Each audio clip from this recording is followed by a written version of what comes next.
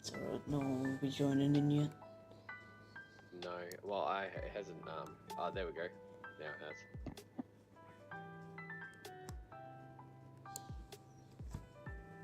Now it has. Now it has. Now it has. Oh, yep, there it goes. Everything popped off. Everything's going. Oh, look at that. YouTube. Hello, YouTube, for the first Hello, time ever. YouTube. Wow, we're here. We It only are. took us 2 weeks. Yeah, we're professionals.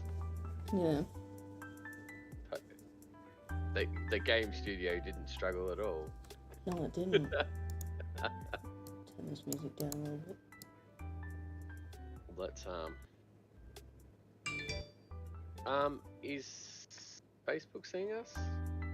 There should be. Oh, yep, there they are. Hello, Facebook. Hello, Facebook. Hello, Twitch. Hello, YouTube. We're all here. Yes. Look at that. Say hello, everybody. Hello.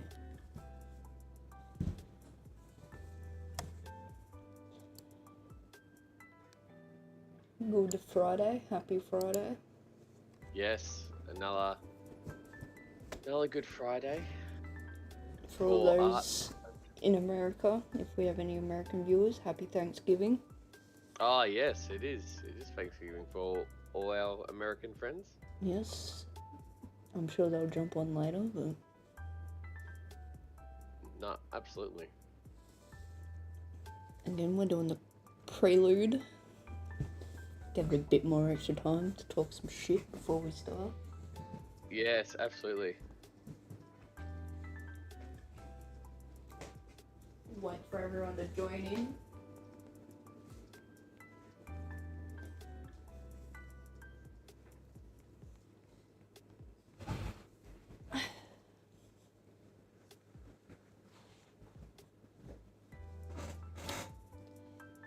Hello, Sarah. Hello. Yes, hi, Sarah. Thank you for joining us. Congratulations on last night. Yes, you did so well. If it wasn't, Like our lizard. if it wasn't half a century away, I would be there. But yeah, half a century away.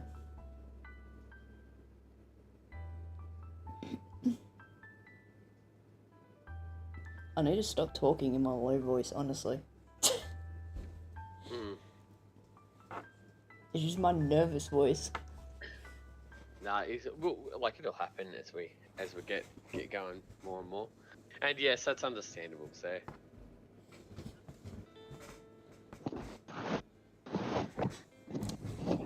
That is true. And yes, we've done more upgrades to the stream.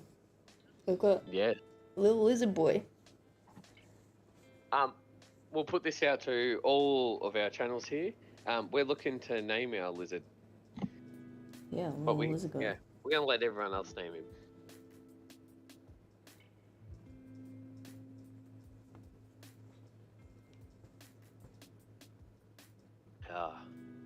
Alright, well, you ready to you wanna wait a bit more for the warm up, or you gonna do the grand reveal, Cooks? I mean, we can wait a bit more if we want, but we can also go live. Larry. Go live. You know, let everyone sort of catch up and... Everyone feel free to say hi in the chat, we can see you. Yes, we see you We lurking. see you lurking. Join in chat, meet new people. Have a chill Friday. It's what we like here at Throwneck Studios. That's right, we're all about that chilling. Chill vibes. Oh wow. Hey, you Dark Wolf.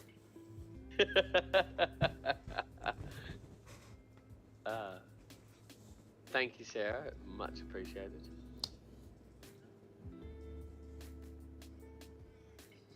You Dark Wolf should check if the donos work. You Duckwolf will try. Oh, and Thank you for sharing. We'll Really say this: appreciate it. all of our things are linked here now, so you can see them on the screen. If you're on Twitch, if you're on, I think they're live on everything. You can actually click the YouTube, Facebook, Instagram. Everything is linked now. Wow. Thank you, Sarah, for sharing. We just had a magical spark because you did. Oh, Magic Sparks. I'm not sure if you guys heard it, but I heard it. It was very bloody No, loud. no, I heard, I heard it. It was all good. Let us do.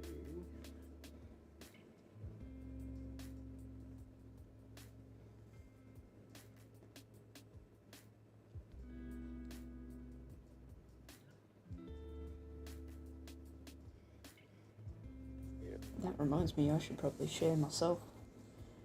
Yeah, I'll share once we You're gonna do the medias tonight? Wow! Look at him go, guys. I know. Look, I'm a hands-on boss. Every now and again, I will do something. I don't think that means you're a hands-on boss. I think that just means you're lazy, my dude. Hey. Hello, Look, hello. I do my thing.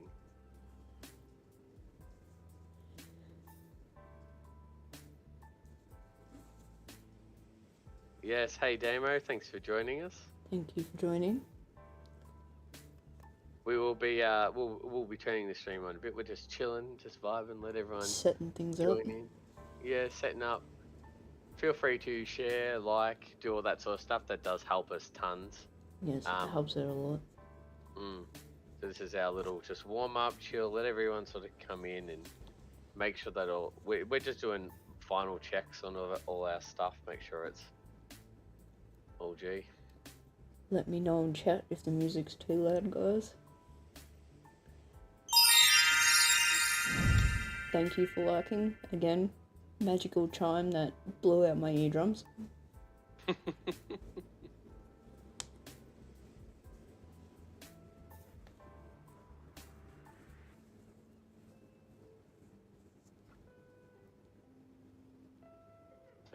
The Americans are going to be joining us soon. They just sent me a message. Didn't they? Wow. They did. So You should ping all our Discord channels. I did, but I will ping them again. Alright, well, while the boss man is doing that, I think I'm gonna put us in live and show you our cool new upgrades to the stream. Yes, go Cookie, give us that tour. Give us that tour, Cookie. Oh, it's fine. We're starting now, Sarah, so over you. No, that's all good, Sarah. We do our little chill, vibey session before we get into it. Look at this. Cookie. We've got upgrades. Woo! Yeah. Look at that. We can see all of our little channels. We can see all our little stuffs. We had the channels there last time, mate. Did we? Yes, we did. I pay attention. Clearly. But I like to walk us through your little dudes. So, the new things we have is obviously the little bouncy Damien and me. And then, besides Damien, you see the little newt looking thing that's meant to be his lizard smell. But he looks good. Yeah. A little Fronex Studios cast. Yeah, our little there's our studio. We as as we get going, we should once we sort of build up a bit more of an audience, we should bring the others on here. So hopefully you guys will get to meet Natasha, who is going to be our media manager once we start. Once we get going. And we have Jasmine, our wonderful writer. Make the font black, I can do that. Thank you, Sam. Yes, hello Sam, thank you for joining us. Let me have a look-see.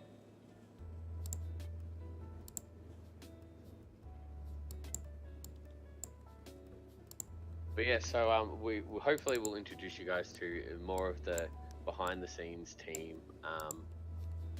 when we pick all that stuff up. Yeah, our little bouncy dudes, they're pretty great. Cookie's a talented individual. That's why she has a whole stream dedicated to her talent.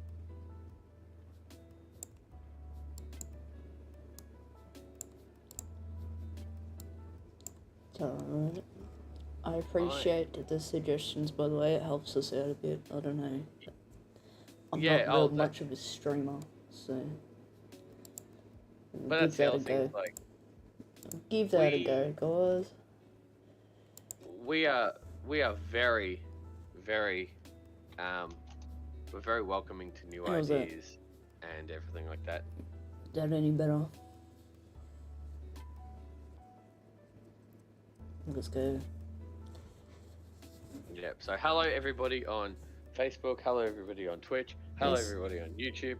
Thank you for joining us on everything's. As you can see under the little bouncy guys as well, it shows us how many viewers we have on each platform that we stream on.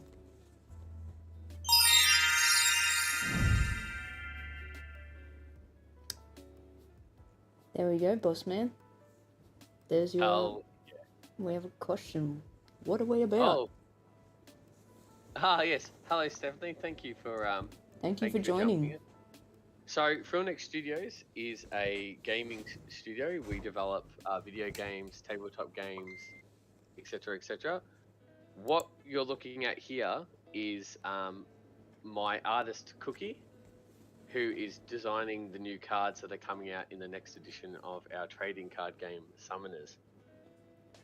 Yeah. So every Friday we stream us designing the new cards and characters, and we talk about the studio, we talk about Summoners, we talk about other games that we have in development. This is more of a chill vibe session while Cookie does that work. Yeah. And this week, for Insider, we have a requested monster, the Phoenix. Going to be a very cool card. It will actually have a very unique ability. If it dies during its element is active on the field, it will rebirth.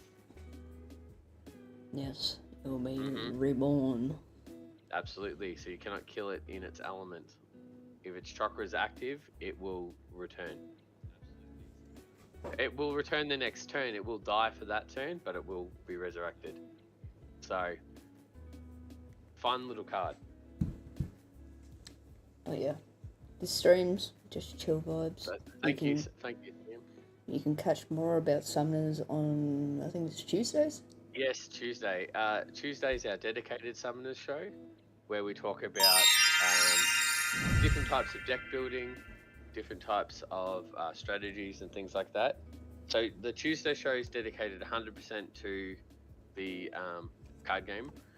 We haven't set up the second streaming area yet, so our beautiful art stream is all lovely and everything like this. All of what you see on the screen now will eventually be on the other show as well, but once we get all the bugs worked out. Yes. Having a little bit of trouble with the mobile streams, so yeah, we'll get there. Yeah, but I'm gonna get the camera and we'll set up a new chat system and stuff, and hopefully we can get the other show looking just as nice. Yes.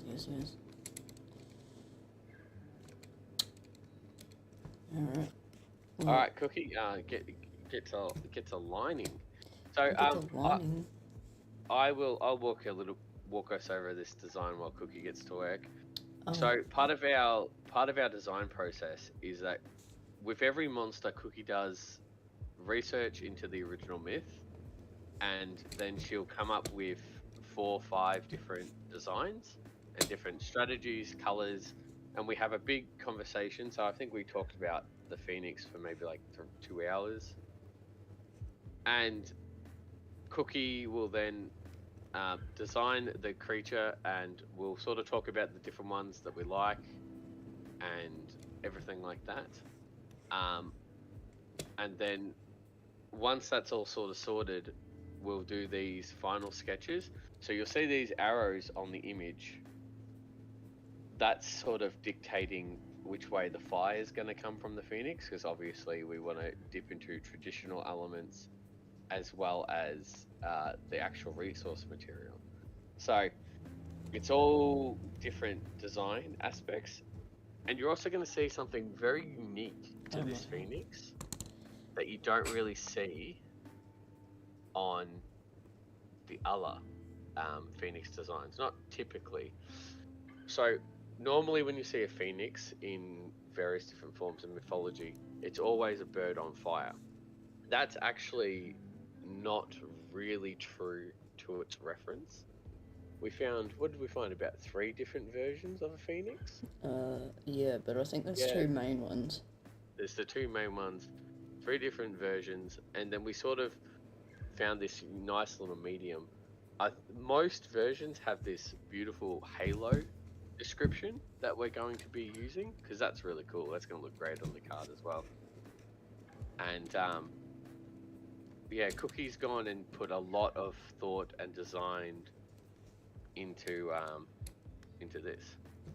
Yes. Now the fun part. Let's go.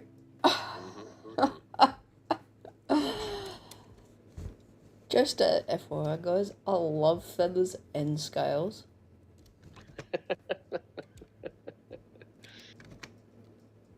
So, well, actually, this is a. Oh, thank you, Damo. Thank you very much. Thank you. Well, this is actually a nice, unique little opportunity while you start doing your line art, Cookie. What animals did you look at for your referencing, and why did you decide on this particular version of the Phoenix? Well, originally I did do a different version. So, this sketch I did last night because I hated the first one. But there's a few different animals in this. You can't really tell at the moment, but mostly it is a harpy eagle. And there's little peacock things up the top here. And then back in here, I took 2 different images of 2 different birds and made a colour palette out of them. So we've got the peacock here again. And then up here is a red golden pheasant. This colour palette. Because, to my surprise, phoenixes aren't red. That was They're not red. Yeah, they're mostly very vibrant. A lot of purple, a lot of blue. In the original descriptions, we know in modern media they're just firebirds, but because we tracked down the original myth, we kept finding different descriptions when it came to color, but it was always vibrant colors. There was one that compared it to a peacock, where it had those tails. Yeah. So yeah, we did the Phoenix was a very interesting animal to look up. It was really cool. We learned a lot, or at least I learned a lot. The cool thing when we do summon as monsters is we get to, because we look up the original myth and we want to make sure that we're right, we look up as many different sources as we can. Like, I think we had a total of like 10, 20 different sources for Phoenix. Yeah. Yeah, and we went and tracked down a whole bunch of stuff, and you get to learn all these different characteristics, and it's really fun. Cookie and I sit down and we just try and work out the best way to do the animal, and like those are some of the best conversations. Like we both get into it. We both like, this is the part of designing that we both love, the bringing the thing to life and talking about, like, oh, in this myth it says it's got, it's got tufts of hair, and in this myth it's got long flowing flocks from its hair. So let's try and meet in the middle, and how can we get that demonstrated, and will it look good on the card, and Will it look good on a print? There's all sorts of stuff like that. Obviously, we favour the cards over the prints. Shock horror. But we still want the prints to look good, so that when anyone who gets the chance to buy the prints at events, we want them to be art pieces that you are proud of. Like, Cookie puts so much effort into all of her designs, it'd be a shame if we didn't share them with everybody. So we do think about how it looks as an individual art piece, but obviously our main priority is how does it look on the card, and then we worry about how it plays, but that's a different stage of the process. But yeah, the Phoenix is going to be very cool. I'll jump in. You'll notice that the wings are tucked in on this, whereas traditionally the Phoenix has its wings out and it's flying and it's doing all sorts of stuff like that. The wings are so detailed and vast and crazy that if we were to put them on the card, you'd barely see them, because they'd get cut off by all the information. And so we've tucked them in so that it'll look epic on the card, and then it'll look epic on the card, and it'll look nice on the print.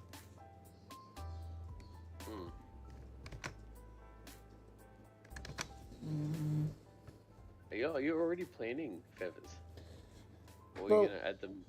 Are you adding them in this stage? Thinking about it. Is that just so you get proper overlay? It's just so I don't have to draw all the outline. Well, okay. Try and cheat it. It's not working though. So I'll just slip in here while Cookie works her stuff out. The program that Cookie uses allows her to have brushes. She can make her own brushes, and she can download brushes, and she can buy brushes. And these brushes allow her to do time-saving maneuvers like scales or feathers or lots of repetitive detail she can do with these brushes, and then she only has to go in manually to tidy it up and add her detail when it comes to those sort of repetitive elements on a image. So Cookie will go through typically, and she'll design a creature. She'll do the full sketch, as you can see, and the feathers on her sketch are more directional. So she's letting herself know how the feathers are going to flow on the bird, and then that way she can do all of her feathers in a pattern, and then she can actually get them to overlay or underlay, and they can sort of sit there, and she can get them to look natural together, and then she can trim it all down to fit. So it's a process, but it is obviously a lot quicker than her drawing every individual feather like she used to do. A lot of the old Summoners images, so if you look at the Chimera, the Rainbow Serpent, and I think one of the deer, there might be the Russian deer, the Isor or something along that line. The Cookie had to manually did the scales. She manually did the Leviathan. She manually did all the scales. So I'd do something like that. Oh yeah, for the wings. For the wings. Very nice. We're not doing that at the moment. No.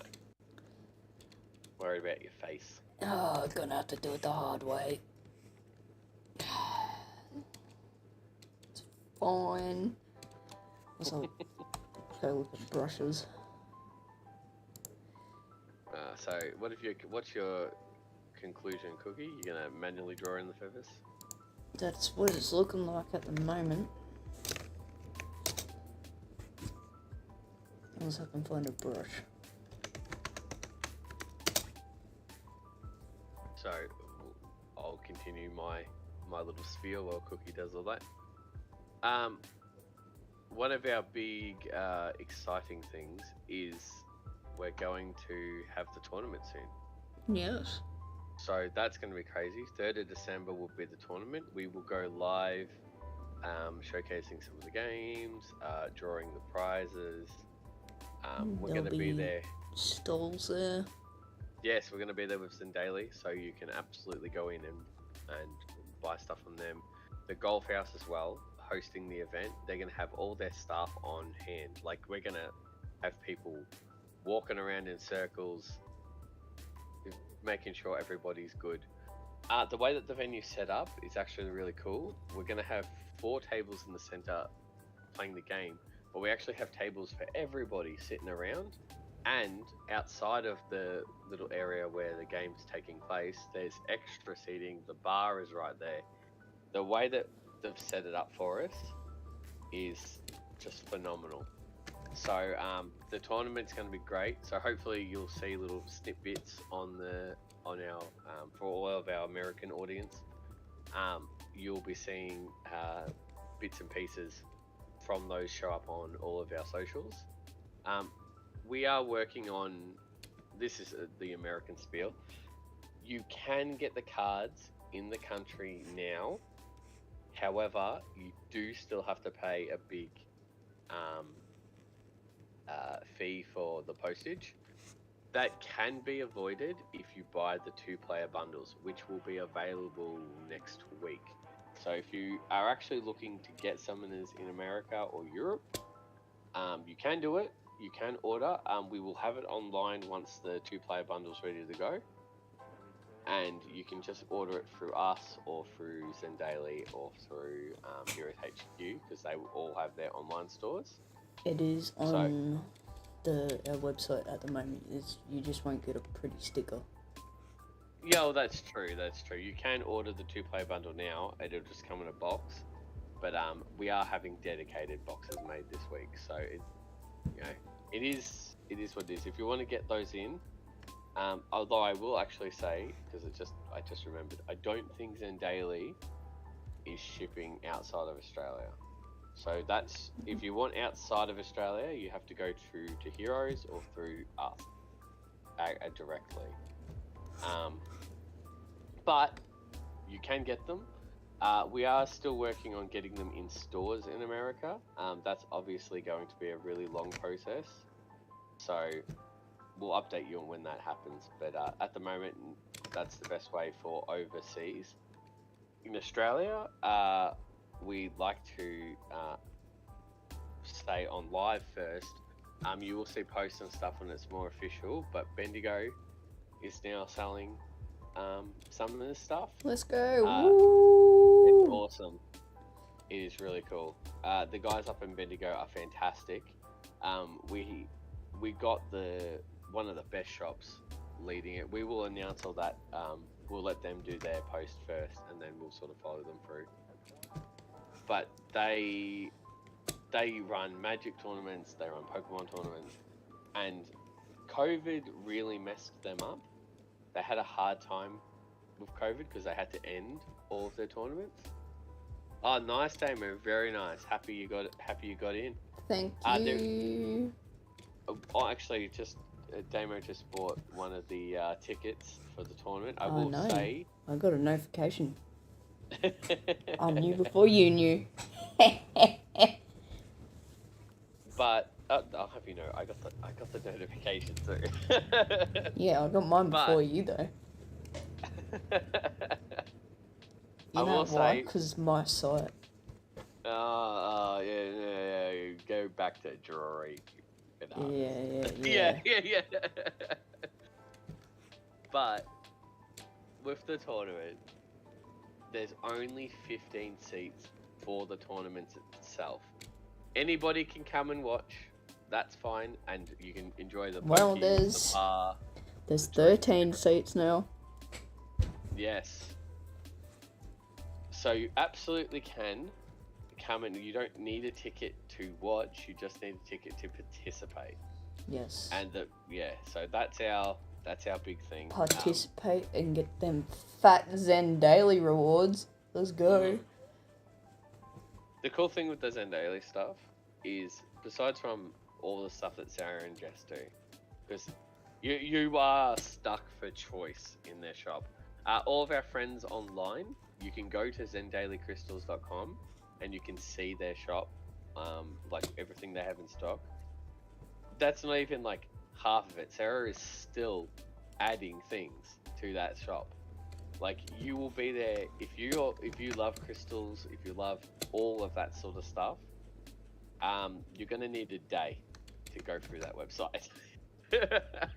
And Just whatever if you spend your time. not only if you don't like crystals, they sell summoners.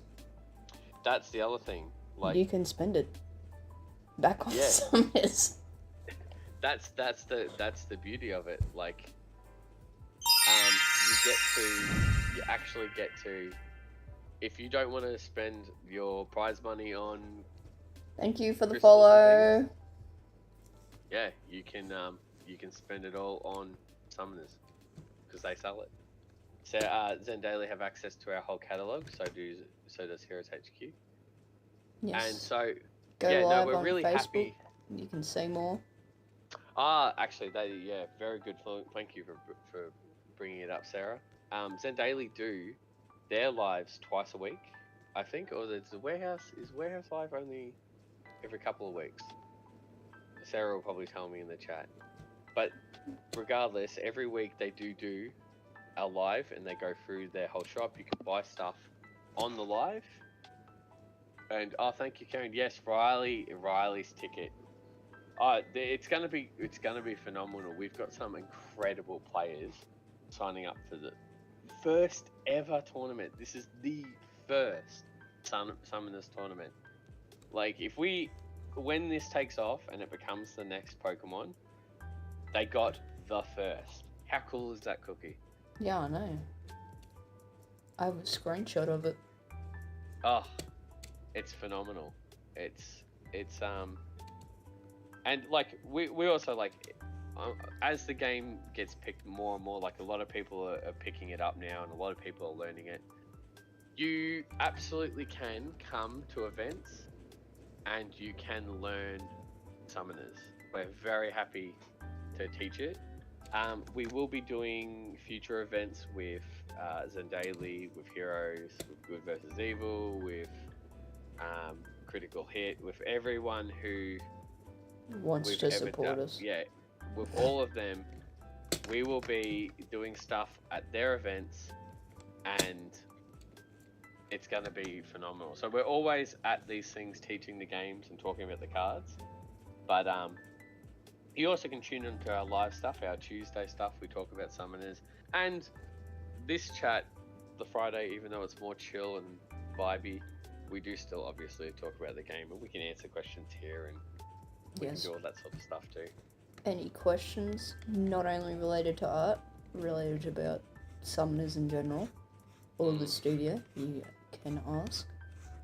But we also, part of this stream, because obviously it is mainly art focused, is we want to show people, one, the sheer level of like how Cookie goes to making the images, because so many people obviously love her work, but we also want to help people when they're getting into game design and development. Like, this is the process you have to go through. Like, we don't just draw a pretty bird and then slap it on the card. This is days worth of work. Like, we have to, the research alone. Just drawing a pretty bird and slapping it on a card. What do you want about?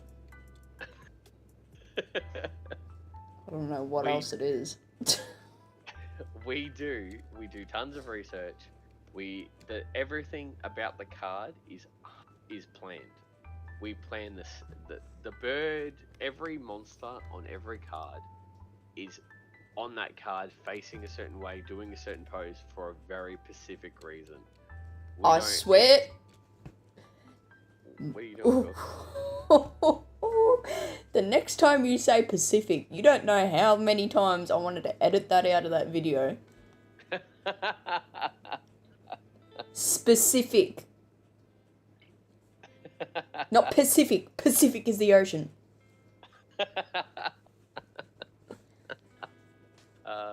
Hello, Riley. Thank you for tuning in. Hopefully you like the sneak peek at the card. Hello, hello. So well, actually, that's a nice little side. I'm gonna dip back into the card side of things. Yeah, don't say Pacific. I won't. I'll be good. I promise. No, but yeah, I was gonna do. I won't. I'll be good. I'll be good. I'll be good. I'll be good. Okay. So with the Phoenix card, this is going to be a very unique, unique playing card. So it'll be found in the S2 boosters, and with the S2 boosters, you can get the Phoenix, and you'll be able to get the Children of Fenrir. He did. Absolutely smashed him.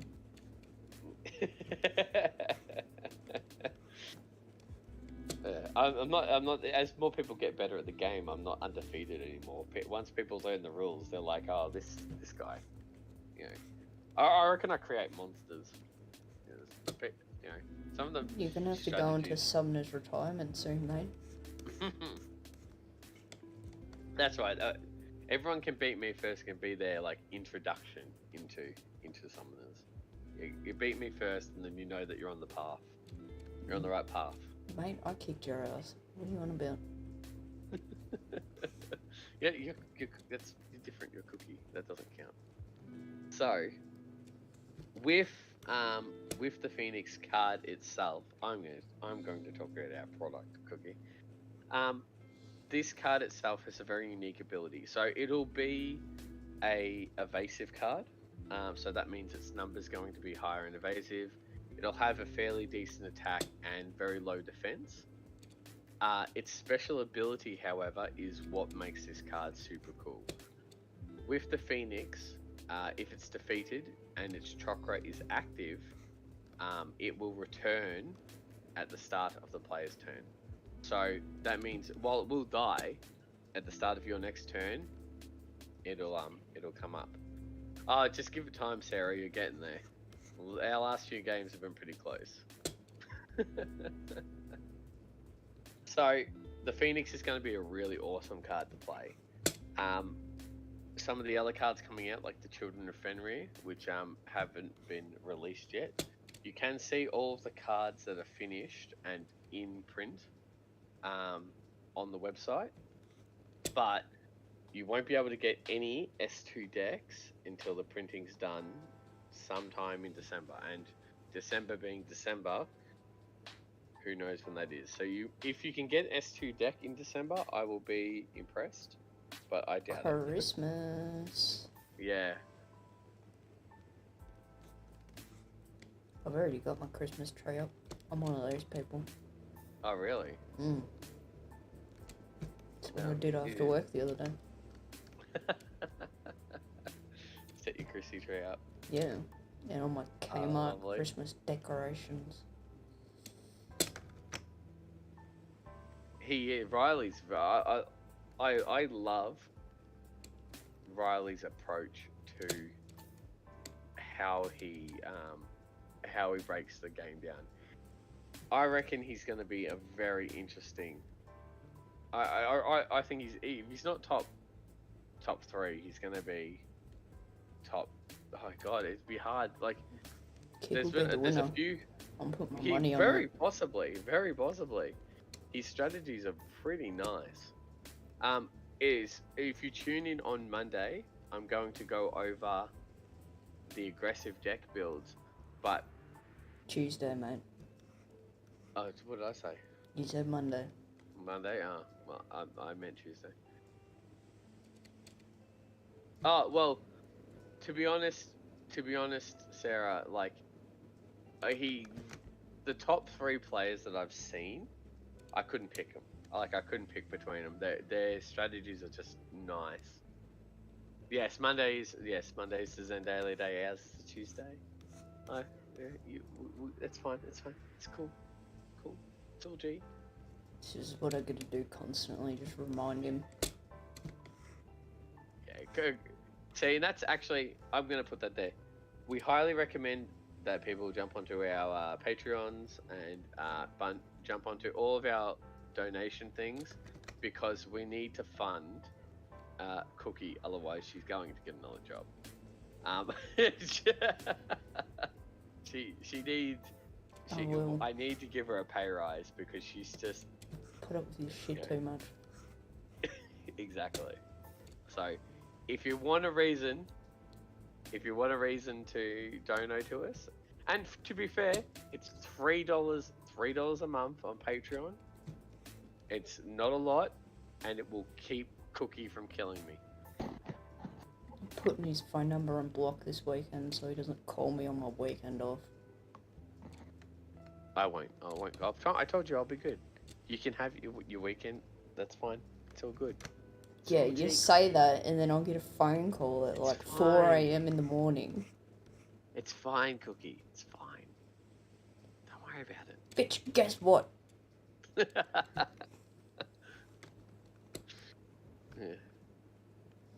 It's right. You're OG, Cooks. You're OG. Focus on your feathers. They're just looking like rocks at the moment. They are looking like rocks. I'm actually. I'll jump in here. Cookie will correct me if I. If I make a mistake here. The reason she's doing this particular pattern, all right, is because once she adds all the shading and colors, it'll actually give that feather effect. Right now, she's just layering them to. I'm just doing the outline, and then I'll go in and do more detail, and then feathers and scales. That's are the most detailed pieces I do because there's so much to it. Well, that's thing like the Leviathan and the Rainbow Serpent are just some of the most beautiful pieces that we do, and they're some of Cookie's best work. She hates them, but he's only smart 2% of the time. I was about to comment on the smart thing. I have many good ideas in a lot of different fields, just not reality and being a human. I'm great game design and development, fucking genius. Everything else, I struggle to survive. Goo goo gaga baby language. My mouth goes faster than my brain does. That's my problem. But that again, this is why I have Cookie. I am yes, you're correct. I am definitely an alien. I'm just your autocorrect. Honestly. No, you're my you're what keeps me human. Because if ever I go outside and look like a twat or whatever, I get something. Yep. It's my day isn't complete if I don't get a abusive message from Cookie. I can't sleep at night unless she calls me something. Yeah, dickhead.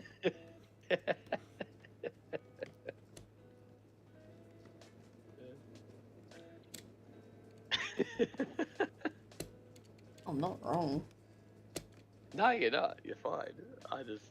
Hello. Hi. Our little banter. Hi, Baker. Thank you for joining us. Hope Teeny enjoys her unicorn picture. If she's around, she can see the phoenix. This is going to be one that she likes as well, I think. The birdie. The birdie. Well, Teeny doesn't play. Teeny just likes the pretty pictures. But it's really cool. I can't wait. This tournament's going to be so fun. It's going to be so good. It'll be the smallest tournament we do because obviously getting people... A lot of people doubt themselves with summoners. Like a lot of people sit there and they go, "Oh, I'm not good enough to be in a tournament." Tournament is just big scary word.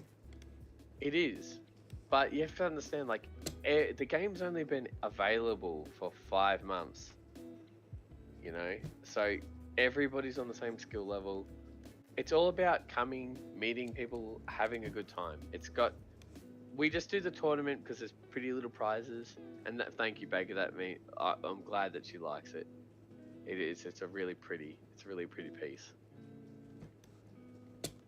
But yeah, by all means, like if you can come to Ballarat on the 3rd of December, get yourself a ticket. If you've got a summoners deck, get yourself a ticket. If you don't, buy one there and buy your ticket there. Yeah, that's true. That would be awesome. If you don't have a deck, by all means, buy a deck there, buy a booster there, and then just enter the tournament. We will teach you. We will teach you as you go. That's fine. Yeah.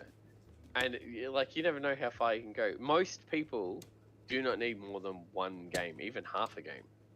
The game, it's hard to tell people the rules, but when you play it, it all just works. It just makes sense.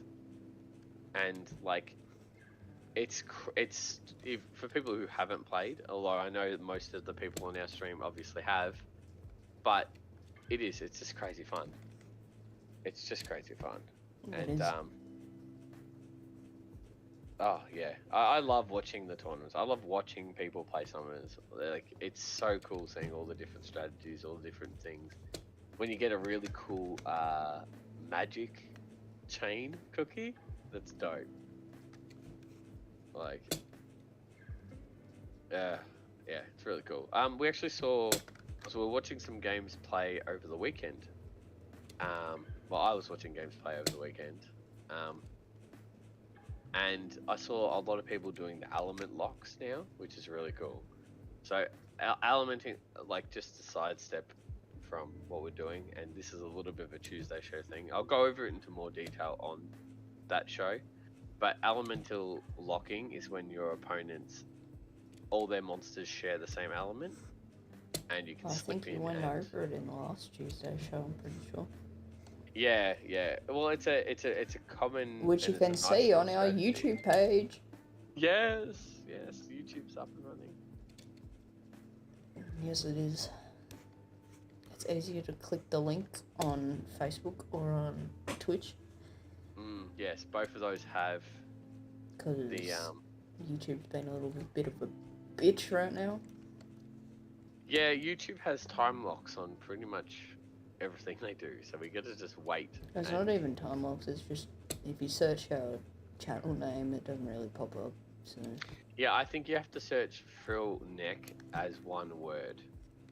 So, Frill Neck Space Studio. Yeah.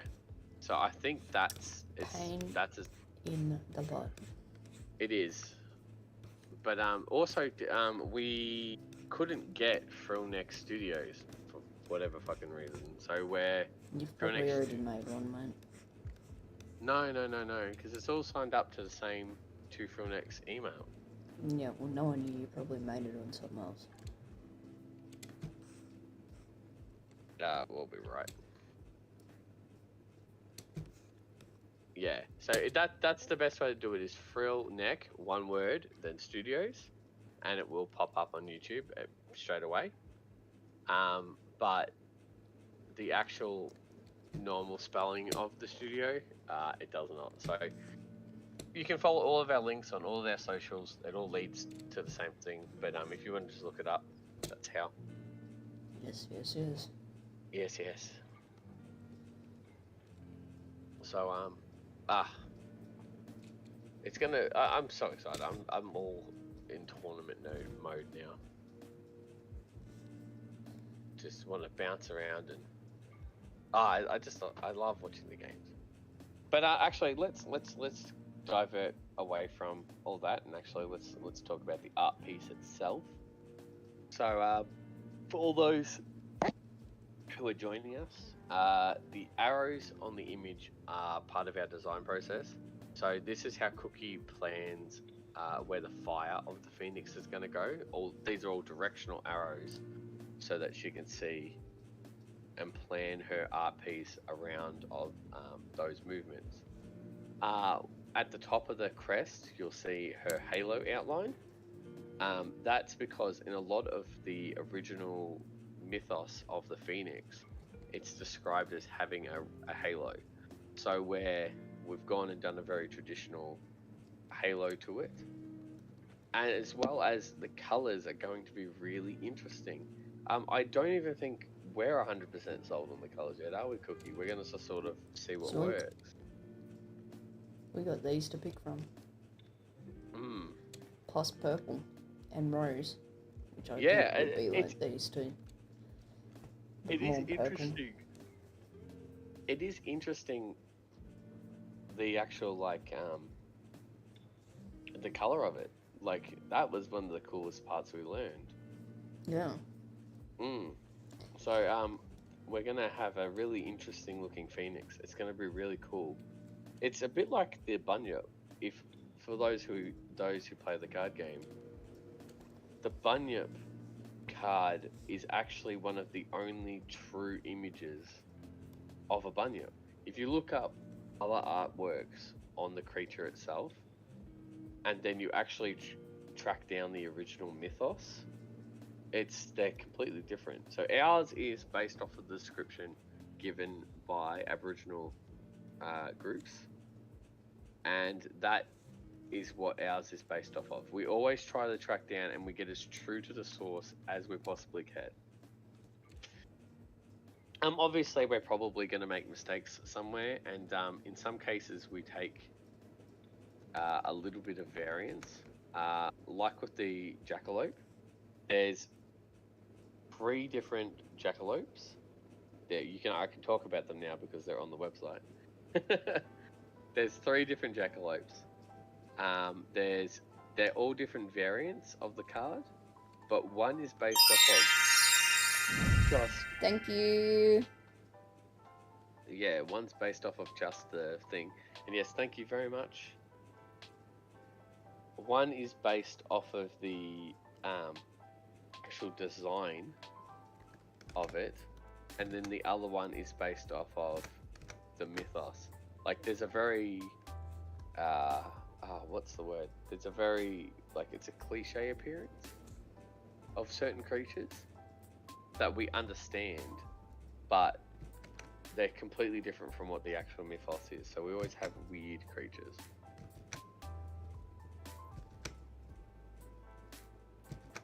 Let's dive back into our image here. Cookie, do you want to walk us through your little planning process here? Feathers. Feathers? Yeah. Just feathers? Pain in the ass.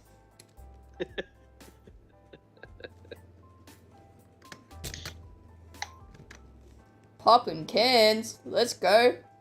Hell yeah. Friday. Happy Friday to everybody, and happy Thanksgiving to all our friends in America. Yes. Because I can see you guys popping in. Thank you very much. I will say for all our American Europe friends. Again, yes, you can get summoners now through our website and through some of our affiliates, but I highly recommend that you get the 2-player bundle, only because the postage is exactly the same for the 2-player bundle as it is for the normal ones. Why? I have no idea. You would think the 2-player one, because it weighs more, would cost more, but the difference is nothing. Get the 2-player bundle and maybe a couple of boosters, and you'd probably you'd be set, and you can start deck building and playing the game and joining everything like that. So absolutely get in there, and if you can wait, we are working on getting summoners into those countries. It's just going to take a while because, like, you have to understand that even in Australia, we're not all over Australia yet. Because of how everything works, we can deliver all over Australia, but we can't sell it everywhere in Australia yet, just because we don't have the shops on board. Which is just one of those things. We have Bendigo now for all the people who live near Bendigo. You absolutely can go in there and get that now, which is going to be pretty cool. And we will soon have Melbourne on board, which is going to be fantastic. The Melbourne tournament's going to be really good. There's a lot of really, really cool venues in America, in Melbourne. I'm sure there is in America, but in Melbourne, there's a group. I'm not going to shout them out right now because we still need to work out our details. But there's a group in Melbourne that host some incredible tournaments, and they're gonna host. Well, at this point, they're going to host the Summoners one, and I'm really grateful for that. And if we get their venue, if we do grand finals or whatever for tournaments, it's gonna look phenomenal. It's gonna be so good in that venue, and their staff have been judges for card games for fucking forever. So they've got some really good judges. They've got some really good refs. It's going to be so cool. So that's our thing. But the December tournament is the first one, and the judge is myself. So it's going to be pretty Thank cool. you Cookie for the will also like. be there. Yes, thank you for the likes. Like, share, do all those things on all the platforms. It does help us. Yes, tremendously. Absolutely. So all that stuff helps us. You can join our Patreon. The lowest tier is $3 a month. $3? Whoa. $3 a month. And the $3 a month is to supply Cookie with enough caffeine that she keeps drawing. Because I keep giving her work. Supplies me with the will to live. Yeah, that's the reward. $3 a month, and Cookie will continue to survive. I will continue to make summoners for you guys. Yes, absolutely. So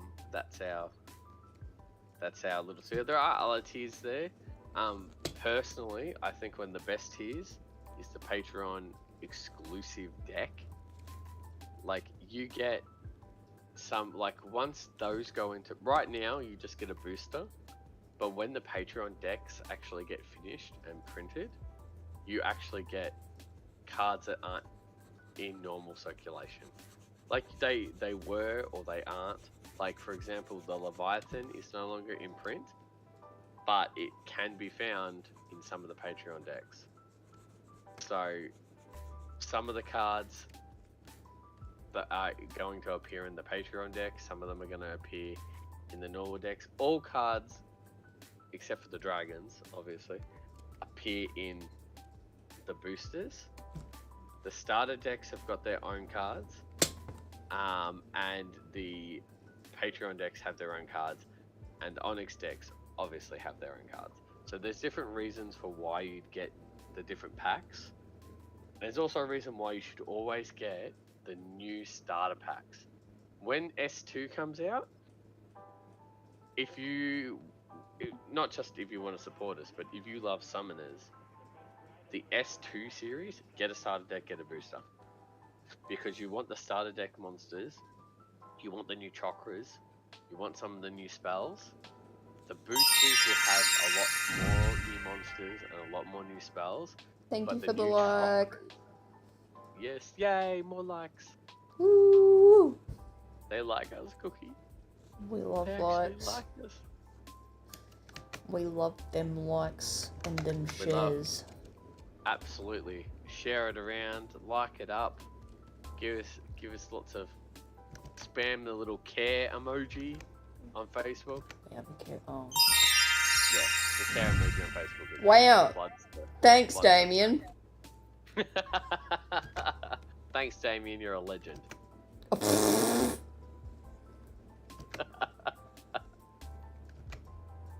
Thanks for that. Good job, buddy. So, everything. So, I'll do a big wave over all of the platforms. All of our friends on Twitch, you can follow us on there. Hit the little bell and get alerted, and stay up to date with all that. All the socials are linked down below in the description. You can see them all the lovely stuff. If we jump over to the YouTube peoples, you can like, same deal, subscribe, hit the bell, Like, comment, all share. them good things. Yes, absolutely. Commenting does help a lot. It is Engagement. surprising. It is surprising. Like, you hear it all the time, but when you Yeah, actually I know, start it doing annoys the shit out of me, but you gotta do it when you start Yeah. doing it. But like that's the thing. Like when you start doing it, you sit there and you go, "Holy crap, I get it!" Like Yeah. the difference between 1 and 2 likes is phenomenal. Like you just the engagement itself it's such a big difference. And so yes, so like, share, comment, all them. We'll jump over back to our friends at Facebook. Like, comment, share, same deal. Spam the little care emoji. You know, give us a little faces in all the chats. We need a lizard emoji on Facebook. We do. We absolutely do. The we should actually look into getting all of our own little emojis. Now, Media Guru Damien, Yes. did you post to Instagram? Totally. Mm-hmm. I'm totally not logging in to Instagram right now. This is why you're not in charge of it. Well, we should introduce actually get Maisie to start doing these and introduce everybody to Maze. We will introduce the rest of the team as we can. Still, it doesn't change the fact that you're not in charge of it. No, there's whole reasons why I'm not. Reasons why you're not. Reasons why you're not allowed to take photos of our products. I'm great at designing. Reasons why you guys see me on my phone at the events.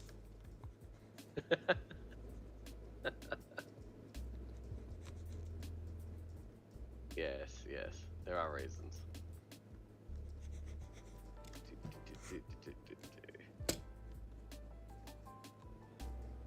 Taking care of stuff that the boss can't do. I'm great at designing and creating all that sort of. So am I. So am I.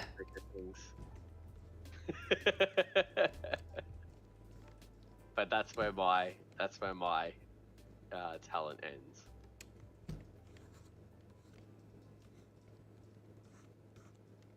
And losing at some of this, I'm good at that too.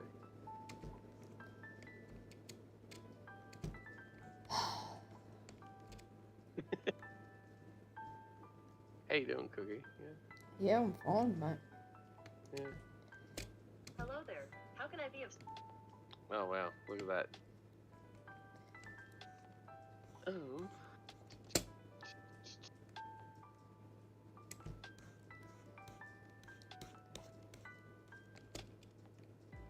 We've gone silent because I have to do this post that I forgot about.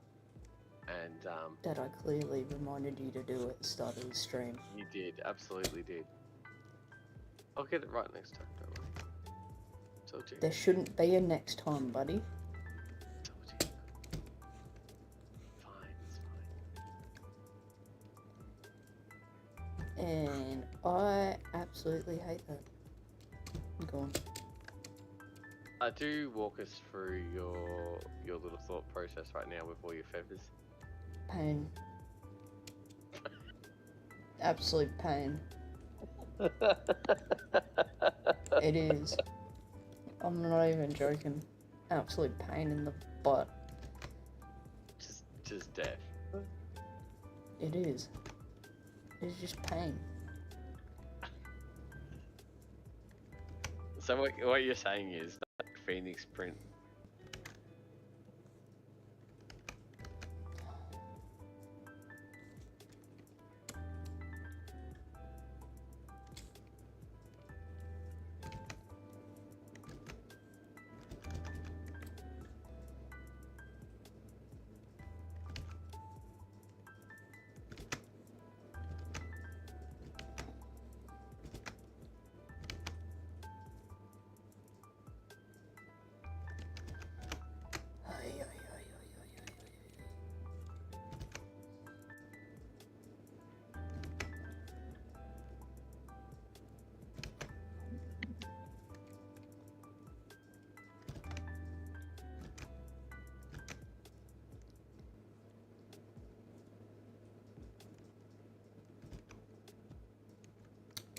Good night, Sarah. Thank you for joining us.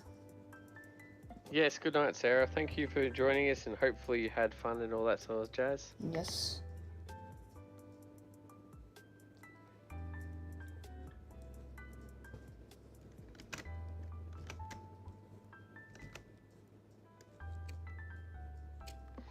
Yes, thank you for joining us, Farsight. I'm hopefully you enjoy the stream and have a good night and all that jazz.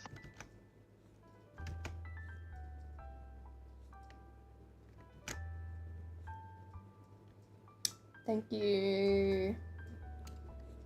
Yes, thank you very much. You always the Zendali girls are just phenomenal. So much love, so much support.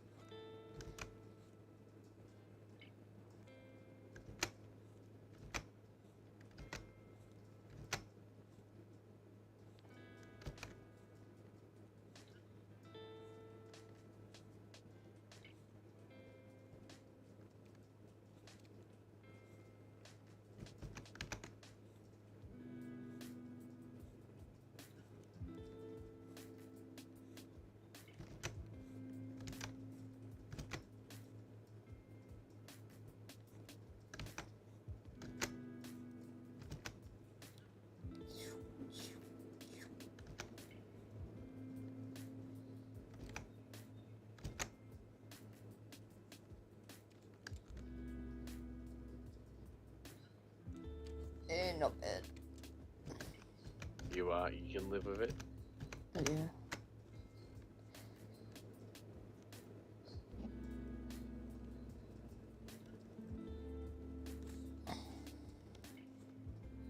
Very good, very good.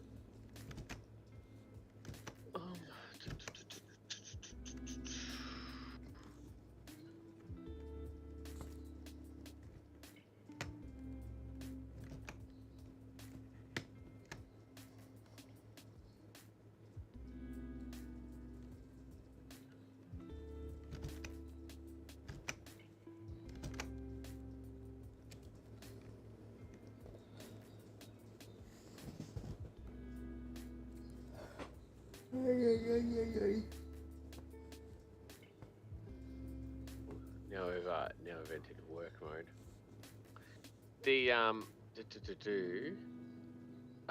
We're going to be working on the Phoenix on streams for a while, aren't we, Cooks? It's going to be, yeah. So the Phoenix will be the same.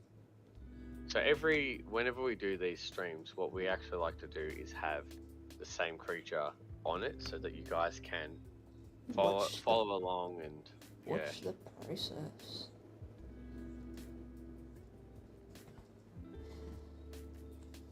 Watch him be built. Yeah, it's a nice little soothing process, I like to think, for people watching, not so much for Cookie when it comes to this sort of stuff. But actually seeing it all come together, seeing it all form, just it's really pretty, and it's nice.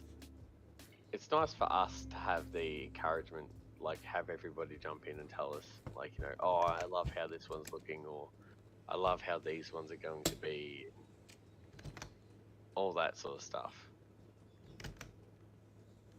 So it does help a lot. It is really cool. Yeah, there's not much more to say to it without sounding cliche. Like, you hear it all the time from YouTubers, streamers, everyone that does that sort of stuff. And when you start doing it, it is really obvious how truthful it is. Like, the support is phenomenal. Like, we get so much pressure doing this. Like, running a business from effectively nothing. It is very tiring. It is. Cookie and I created Summoners, and a lot of our other games that you haven't seen yet. But Cookie and I created Summoners together, and it was a long process, and we did it with nothing but little paint sketches and scribbles and like pieces of paper and cardboard. Like it was a real just scribbling on whiteboards at work. yeah, scribbling whiteboards at work and sending them through. It was a whole. It was so much. Like there's so much went into it. It took us 2 years to do Summoners, which is just crazy. We obviously, you haven't played our other games. There are other ones coming out that we're working on, like Classic goes into development next week, which is so cool. Yes.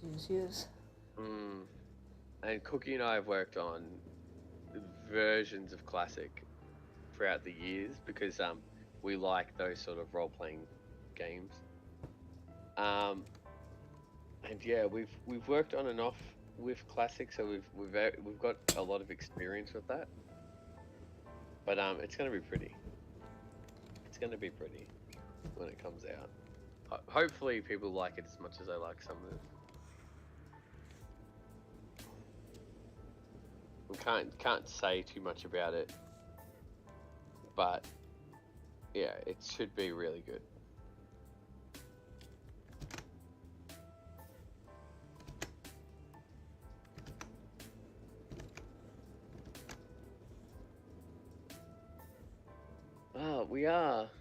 We are closing in on that time too, Cooks. On what time? Don't we end this stream at 8 usually? We ended at 9 usually, my dude. Oh, really? And you're getting hella tired. Wow. Oh, it was. Well, I've done so many events this weekend for Summoners. I'm out of it. They were great. Seeing people play the game, talking to people about the game, it was really cool. But yes. No, oh god, I was completely out of it. I thought we were. No. But no, yeah, that makes sense. We only started at 7. That shows where my mind's at. I'm just out of it. But you know, that's it was really cool seeing everybody. I thank everyone who came out. It was really cool.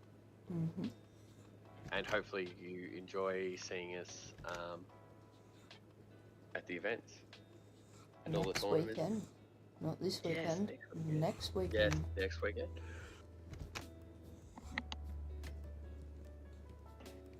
Yes, December 3rd. It's going to be really good. We have new tournament rules, so they haven't been actually uploaded yet, which they will be soon once we get all the fine details worked out. But mostly the only real change is that you play with 3 chakras, not the 7. So it's just to make the games faster and add a little bit more of a strategic element to it.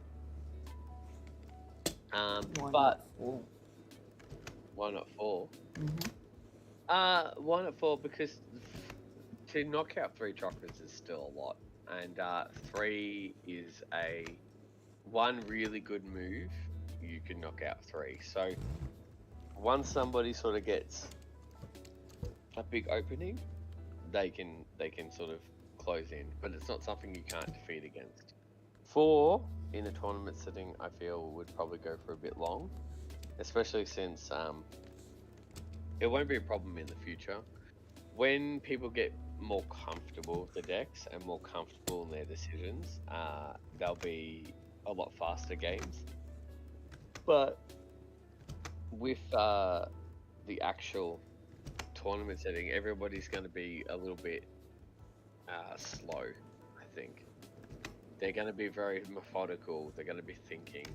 They won't have they're not going into the tournament with much of a plan. They have an idea of what they want to do, but not like an actual plan.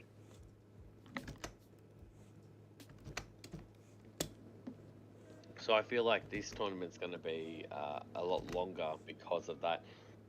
If I might be wrong, we might bump it up to 4, and we might do that in the future. But 3 for now, just to keep everything simple, keep everything quick. Unfortunate.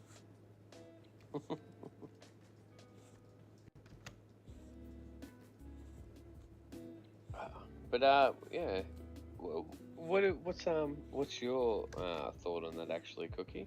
Like, do you feel being overly aggressive is helpful in summoners, or do you prefer to play more defensively? I just play whatever fucks you up.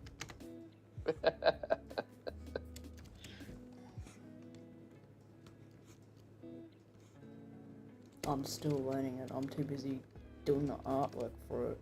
I don't have time to sit down and play. So usually I'd be like, alright, I'm done work, I'm knocking off now, and then I'll be like, oh! And then get up like an hour later and start sketching things.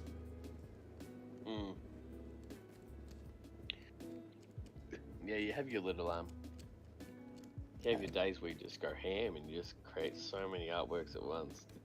Yeah, this week's been a bit slow because I'm still wrecked from the weekend. It was a great weekend though. It was a good weekend. But I am destroyed. Dead. And I'm gonna start feeling good next week, and then I'm gonna feel dead again. But it's also gonna be good. Yes. It's gonna be extra good, extra dead.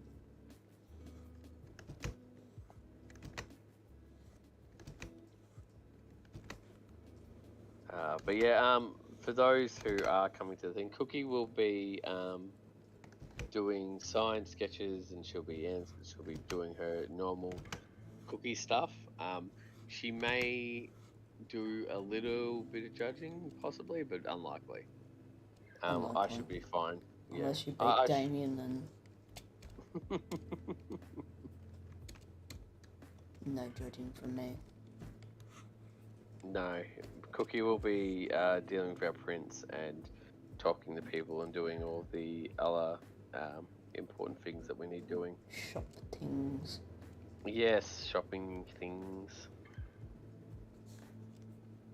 But it'll be good either way. So you can see either one of us. Well, you can see both of us there. But I will probably be too busy running the tournament to really answer questions. I'll do my best. I'm very happy to help where I can help. But a lot of it's going to be about actually hosting and running the tournament itself. So I'll be focused largely on that. But Cookie will be there to talk about artworks, talk about the actual game itself. She can help you with the packs. She's got some really good suggestions, really good ideas when it comes to the actual getting of the packs. So the two-player bundle, the extra boosters, things like that. She can definitely help you out with what you're looking for in that department. Taking your money. I can do that. You can do that, you're fine. Yeah, taking money.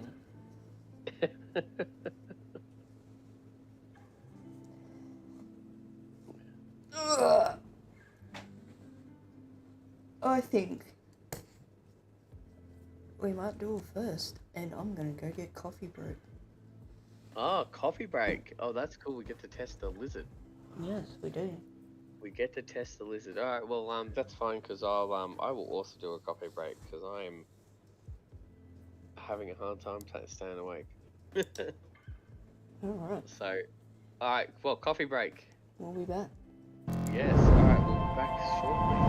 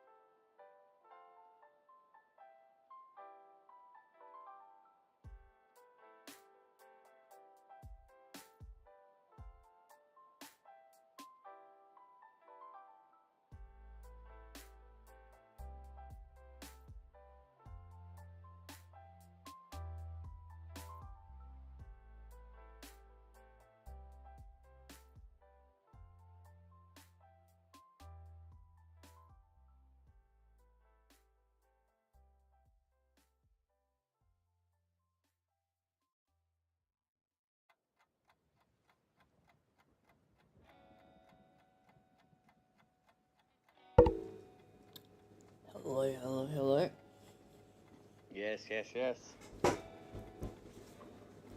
We are back with the caffeine. Yes. Now that we've injected caffeine into our bloodstream. Yes. Had them caffeinations. We can get back into art glory. Yes. Back to the burb.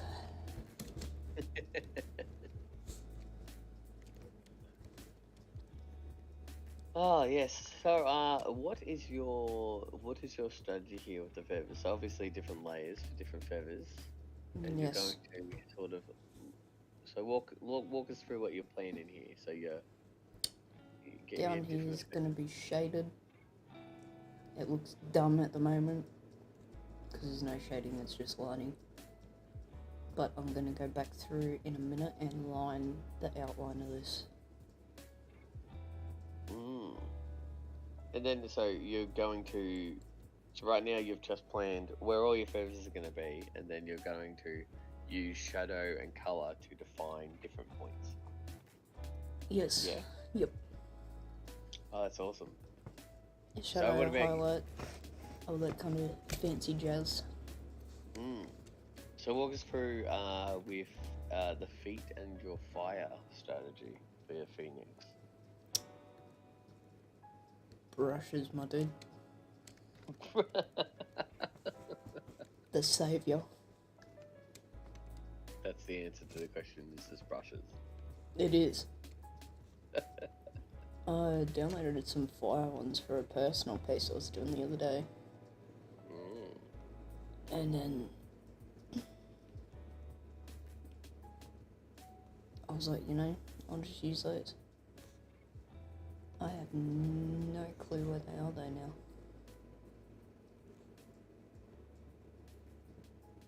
I think you may have even shown me at one point, but it'd be cool to show all that I'm No, watching. I haven't shown you them. Oh, okay. You had some fire ones you showed me the other day. No. I haven't shown you those. Oh, well then.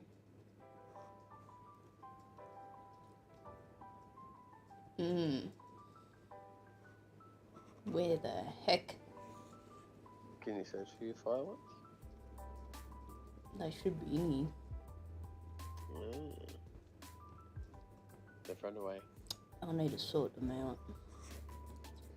I need to sort some stuff out. I got things everywhere, man. Well, let's, so we're obviously we're going to be looking at our friend the Phoenix for, a little while here, because we're only going to be doing Phoenix on stream. Yes. So, we're going to focus on lining today, possibly more lining next week, or do you reckon all the lining will be done today? What's the time? No, the lining should be done today. Yep. Well, I'm just trying to give people sort of like a time frame for how long each piece sort of takes you. For the main part, the bird, yes. I'm not sure about the headpiece, yes. I've got to figure out what I want to do with that, but birdie boy, yes. Yes. And then, so we're going to be doing, what, basic colours next week, and then shading, or? Yeah, we'll do some flat colour next week, some shading. That's going to be cool. And then we'll probably details week 3. Week after. Yeah, no, that's going to be cool. I love seeing, I feel like, obviously your line art is just phenomenal, and like some of the planning sketches for the creatures that aren't on stream are just awesome. But I also feel like they really come alive like once you start adding that color to them. Especially in your new eye techniques, phenomenal. Like you've been just kicking goals the last like 5 months. Every time you draw, the next piece is always better than the previous pieces. So it's crazy. We had a few people tell me about their favourites last night too, which actually I'll share on the stream. So I've been going to, and many of the people who watch this now or later will have seen us at events or seen me at events at the very least. And I love hearing everybody's thoughts, and I love hearing people tell me about summers and what they like of the art and all that sort of jazz. But a few monsters have really taken a shine, and some of them I didn't pick. So I'm just gonna play a little game here with my colleague. So Cookie Monster, which monsters in summers do you think are people's favourites right now? The bloody snake. The Rainbow Serpent. Yeah. A lot of people do love the Rainbow Serpent, although it's not a favourite card. The It's definitely Gorillas better be a green. favourite card, I swear to God. It actually is. The Gorillas, a lot of people have been really loving the Gorillas. I even had one player start calling him Luigi, because apparently he looks like Luigi. Luigi. Yeah. That's an insult to my boy.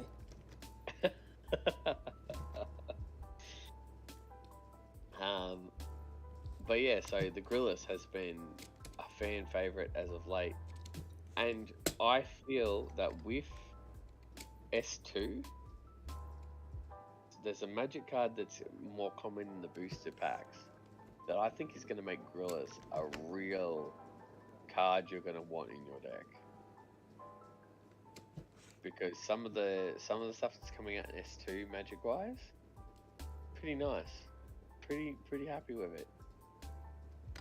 But alright, so you got Gorillas. We'll do top three. So Gorillas is one. What do you think the other two are, Cooks? Leviathan. Leviathan, yep, he is number one. Everyone loves a good Leviathan. And Leviathans have been a real pushing force. Now, bloody. I know what one I'm thinking. I can't think of the name of it. yeah, I think you've got it. Hippocampus.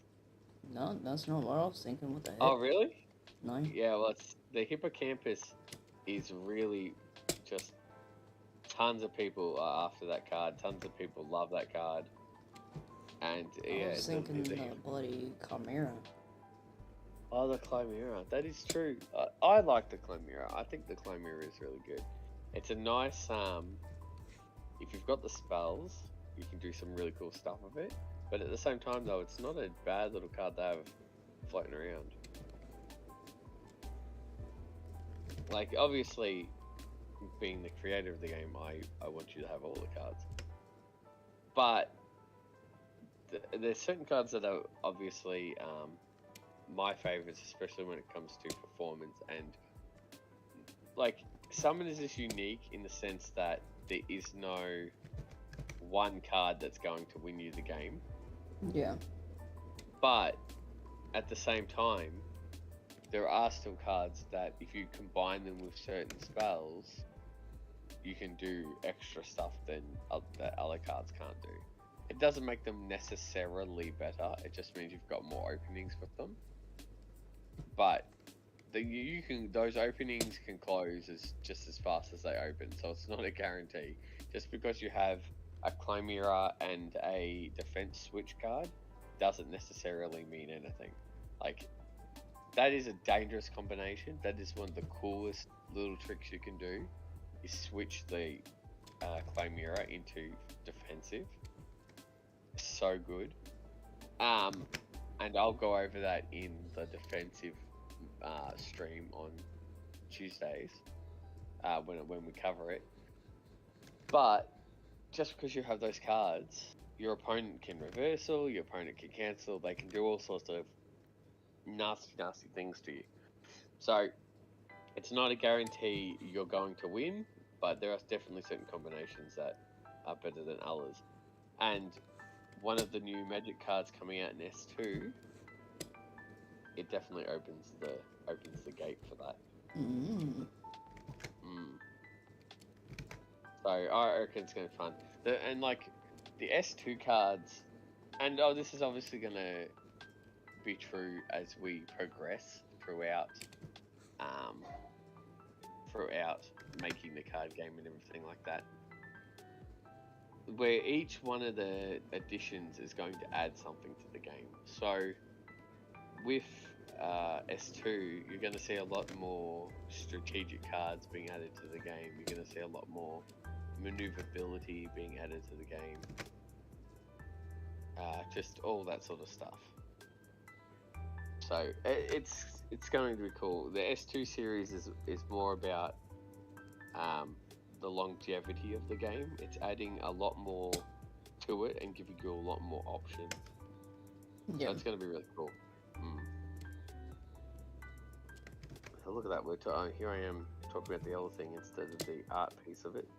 But I mean, that's it. We're also just chilling.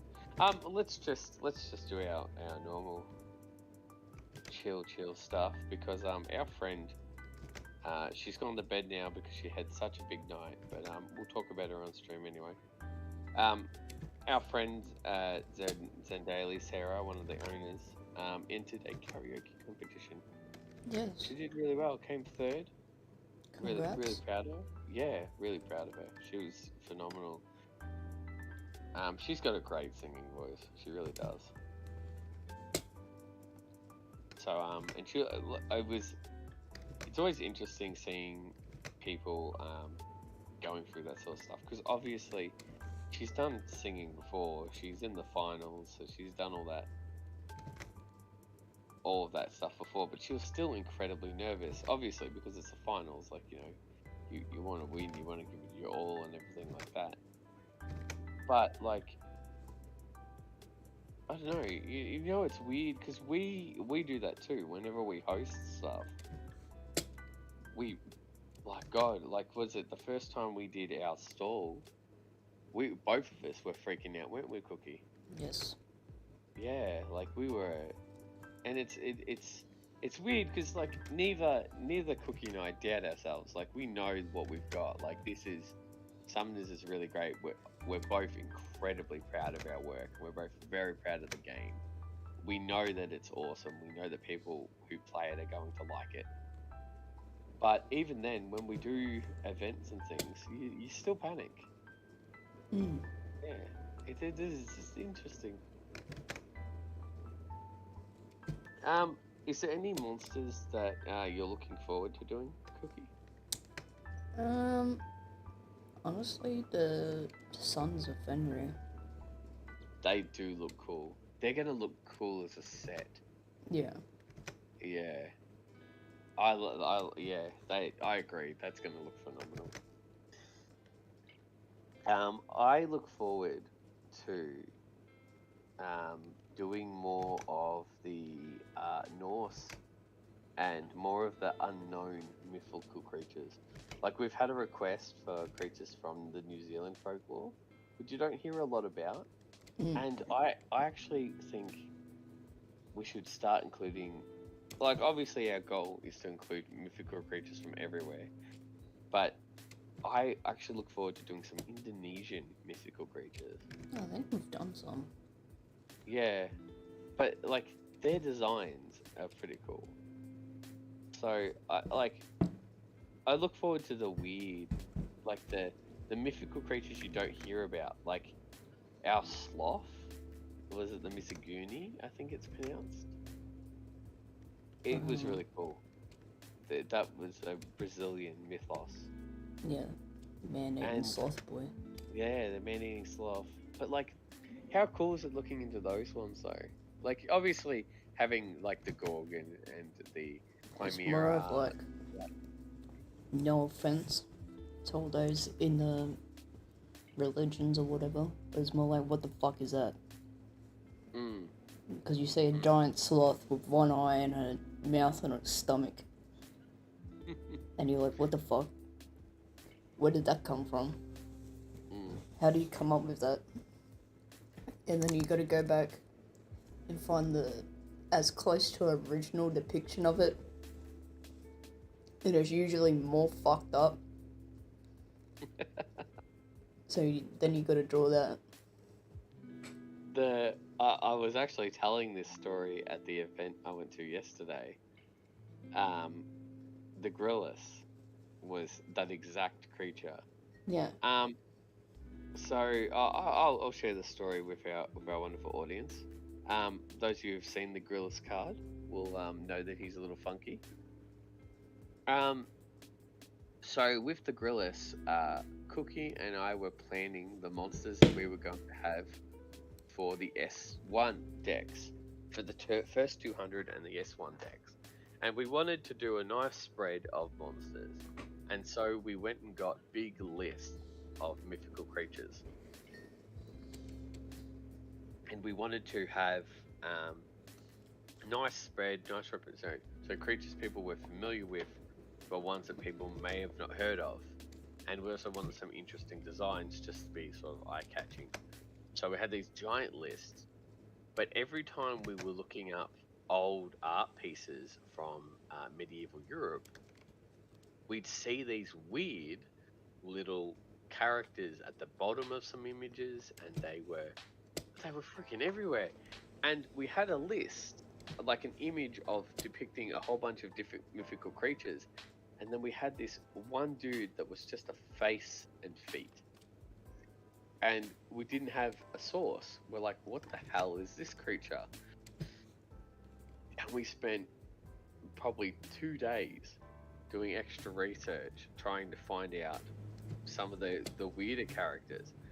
And this particular one, we eventually worked out was called the Grillis. And then so we went and found the original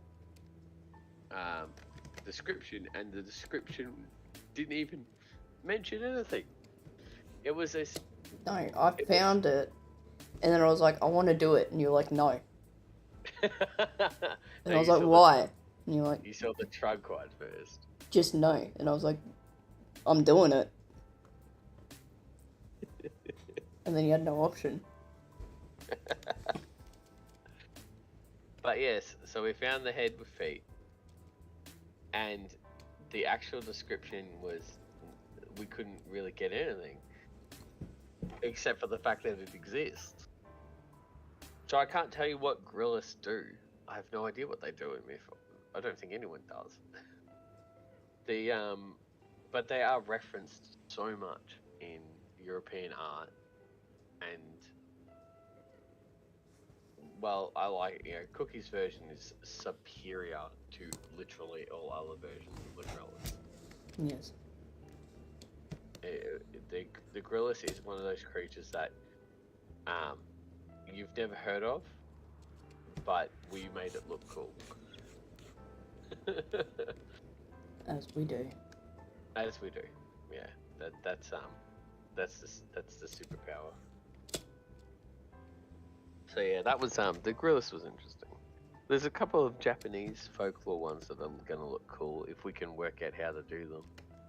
The spider chick being the one that I'm thinking of. I was thinking of the spider ball. Oh, the spider ball. I've yeah. tried that thing so many times. Well, I mean, we have got that. We have got an image. It's just, I don't know. Are we going with that? I don't know. It's just a pain in the ass. Yeah, the Japanese have got some really interesting creatures, but if you go by their actual descriptions, it's so hard to draw. Like we did, so sometimes when it comes to monsters, to speed the process up and to be a little bit more creative and to explore different avenues, I will jump in and do some sketches as well. So Cookie and I will we'll do a bunch of different sketches and sort of work out different creatures. Most of the time, Cookie doesn't need any help. She's her original concepts are perfect on their face. Sometimes creatures have got crazy descriptions, like the bull spider, that require 2 artists to play around with different approaches and then come up with the one that works. But yeah, and you have to do that a lot with Japanese art, especially if you're trying to stay true. Just because their descriptions can be like Simple. a spy. Well, it's simple, but also like Spider with bull's head. Yeah, spider and with fangs. bull's head. And But then yeah, 1 claw for feet. how do you draw that? Like that's the description. Like people sit there and they go, well, you just put a bull's head on the spider's body, and you're like, yeah, but how? Spiders don't have necks. Yeah, mate, I've Like- tried that. Like, that's what I mean. Like, we sat there. I think we had like 8 different ways to do spider ball, and none of them were particularly great. And the one that Cookie did do, and the one that she designed was probably the best approach. But like, It and I wouldn't think fit on the card. to be perfectly fair, the only thing that saves that image, I think, is the coloring. You did an amazing job coloring and detailing it. That I think it looks better than the actual concept. Yeah, but it doesn't fit on the card, so we had to scrap it. Well, I mean, we can certain images, and this is also a thing. Like, we learned this the hard way through things like the spider ball, where when we design a card, we try and now we think about how it sits on the card. Back in the day, we were just trying to go with a pretty image, and then we were like, oh, we can make it fit in the card. But that almost never worked. So now it's all the card design is part of the process, which we probably should have always been doing in the first place, but you live and you learn.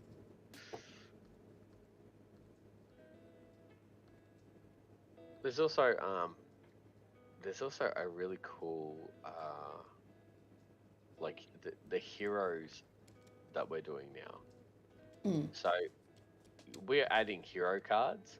They're not anything super duper special, but they are all your named heroes. So like Thor, Medusa, Anubis, all them get added, and I think it's cool having the hero cards in, because with them it's a little bit different, because you get your description and everybody knows them, but then you can probably like flip it on its head, because we go with the original description. So you might be like, they might not look like what you're familiar with, but it's interesting how those images change. You know what I mean? Thank you. Yeah. Thanks, Damo. Yeah, no, I like some of the, because of how we approach the design of stuff and using the original, we can really surprise people. Like, we can surprise people with like, oh, this isn't what a harpy looks like, and we're like, well, actually, yeah, it is. This is all of our images are based off the originals. They're our versions, they're our interpretations, but at the same time, they're as close as you can get to the real deals. You know, we put we look at artworks, we look at descriptions, and we go with obviously description trumps artwork, but it's crazy seeing the difference that people take. You know, I'm sort of just talking to the audience more than I'm cooking them with this, because we have these conversations all the time. But yeah, it's just I'm trying to think of an image that, like, not the bunyip, but one that people traditionally look at that was different. Oh, the Kraken. Yeah, there's 3 different ones. Yeah, that's actually that's a story worth telling. So when we wanted to do the Kraken, we started doing the research, because the Kraken's a very famous mythical creature. We wanted it in the first 200. We wanted it in S1. So we started doing research into its original mythos. And then we made the discovery that the Kraken has had 3 different evolutionary states. And the Kraken itself isn't necessarily one thing. So what we decided to do was we actually took all 3 different versions of the Kraken, made them their own card, but they are all the Kraken. But they're not all called the Kraken, but they are all taking from the original mythos. So the original mythos began with a creature called Shilkrake. Shilkrake was a sea monster, but it was more based on like a fish. And it's the image that you see a lot in very old maps. You'll see this fish that's coming out of the water in certain parts of the map, that's Shilkrake, and that's your original Kraken. And it was very popular in of Europe, Scandinavia area, and they believed that this creature came from the water and ate boats. As time moved on, it soon became known. It went from Shilkrake to the Crake, and the Crake was this like octopus crab-like creature. It was so different from Shilkrake. It was so vastly different, but it was the same premise, and you can see it on a lot of maps as well that are dating. Once they started really mapping out the world, and they started doing a lot of colony movements, you can see the Crake on that one and referenced in books, poems, art pieces, and it's the Crake, and it was the big sea monster of its time. But Mr. it was, Krabs. yeah, Mr. Krabby Crab, and he was the Crake. He was the Kraken. But he was just the Crake at the time. And then once you start getting modern era, and I mean like fairly modern, like you're talking like the Americas have been discovered. Like America is a young country. America. Well, it's America sort of is America. no, America is America, but I'm talking about the time period. Yeah. The time America is period. America. It becomes America. I don't think they'd broken off at this point. I think America. they were still a part of the British Empire. I think this is before they became the United States, but the Americas were starting to be formed. This is the kind of Is America time called? period. The United States. Yeah, what were they called back then? I believe they were called the colonies of America, I think. Yeah, but where'd they get America from? Because that's the whole continent. So you've got North America, America, and then South America. Like there's the three. It's just that whole thing. The Americas include that three. This is, whether I'm 100% right or not, I'm pretty sure that's the case. Because when you say the Americas, you're referring to that connection. America. Yeah. But before that point, so when they were a colony, they this is when you started seeing the Kraken come into play, and that's your traditional octopus, your giant squid-like creature, and you can start seeing it show up in art pieces, and then in poems, and then in stories. So the actual, like, if you're the grand scheme of things, Shilkrake and the Crake existed for a lot longer than the Kraken have. But they're all still the same creature, it's just evolved over time. So now we shown that by having the three different cards. So yes, Shilkrake, the Crake itself, and the Kraken, there are three cards, they're all the same. They're all the same creature, technically. Which is a really, yeah. So we learned a whole bunch of stuff doing this shit. Tons of really awesome myths, tons of like yeah, I don't know, it's just different perspectives, different ideals, different beliefs. Just yeah, you get a lot of creative stuff from doing mythical creatures in general. Yes, yes, Ah, yes. yes. I was gonna ask you, Cookie. Did you like when you did the Leviathan? Yes. You went through several different designs of that, didn't you? Can't tell you, it was a long time ago, many monsters ago. Well, I mean, I was just sort of handing in the mic, but I'll go over. The problem with the Leviathan that we faced when we designed that was that its description is really vague. So a lot of it, it sounds like an anglerfish, and so you can see that in the design. But other times it's compared to a whale, and other times it's compared to a shark, and other times it's compared to the kraken. And so you're like, is the Leviathan another version of the kraken? But it's not. It's its own entity. So you're like, oh fucking. And it took us forever to design those sort of things. Like, we went through. I know that I drew like 4 different Leviathan. I'm almost certain Cookie drew even more. And it's hard with those sort of ones that have really vague descriptions, like it's a fish from the depths with 4 glowing eyes. And like the term fish does not help. What is fish? Yeah, exactly. Like you're like there are many fish. Yeah.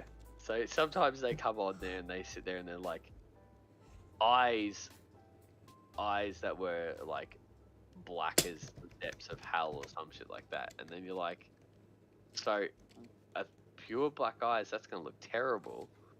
But then like they might later on they might say something like they see its pupil shift, or like they see its pupil focus or whatever. And it's like, okay, so it's not pure black if you can see a pupil. So it's not dark. So then Cookie's like, well, maybe we'll do a brown. Like, you know, we have sometimes the descriptions are not helpful. We do sort of turn to the art pieces a little bit when it comes to that, like see what other people have drawn, but we don't want to like use someone else's ideas, someone else's design, because that's not necessarily what we're trying to accomplish. We're trying to do like original myth creatures.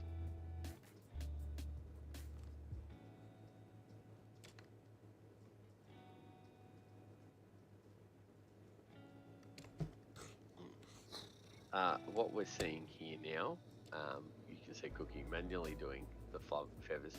This is what happens when the brushes don't work and she's like, fuck it, I'll do it myself. Look, you're not wrong. That, and it is nearly approaching the time. And yeah, you want to get the line art done? Not necessarily, I don't have to finish it today, but I want to get the bulk of it done. I would like to ask, with the Mm, feet, Cookie, are you going to do the scales? do you want to On the die? feet? Do Well, you that's want it, death? I'm just thinking, how are you, what's your plan with feet? What are you going to do for its feet? I'm going to line it and then whip out my scale brush because I do not feel like dying today. And then do the feet that way. Because out of everything I've drawn, I hate scales.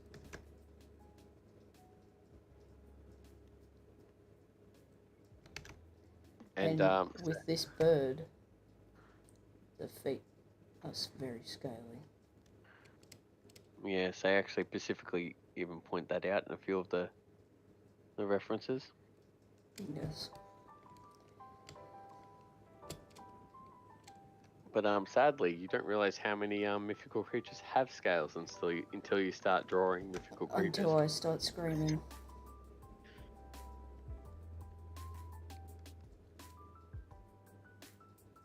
Mainly all of them. Oh, so many have scales.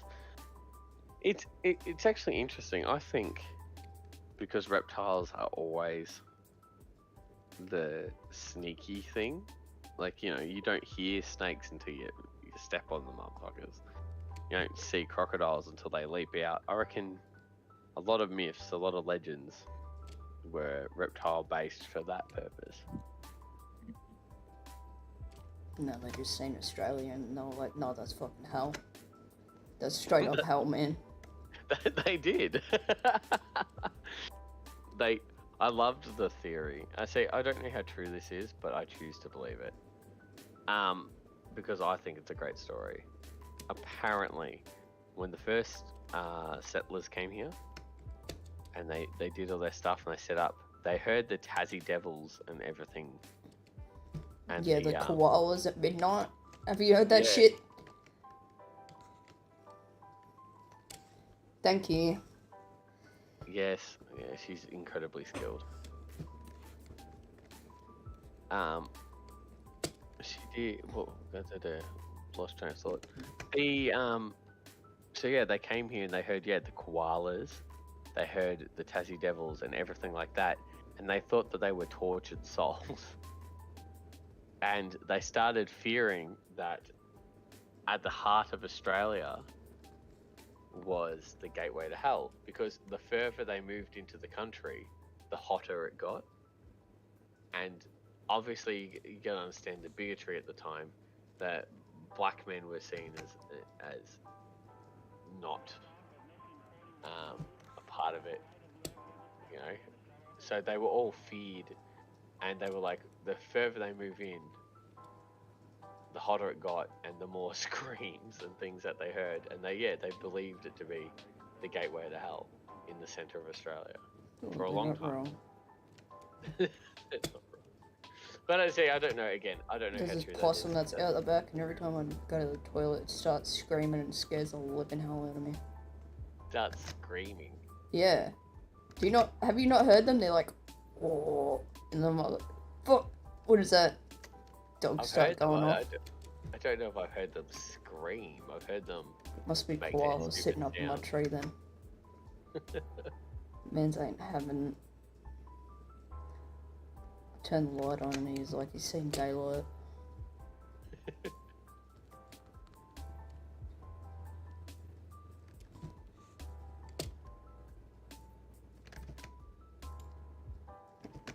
Prime time Yeah, possum says no, it's bedtime.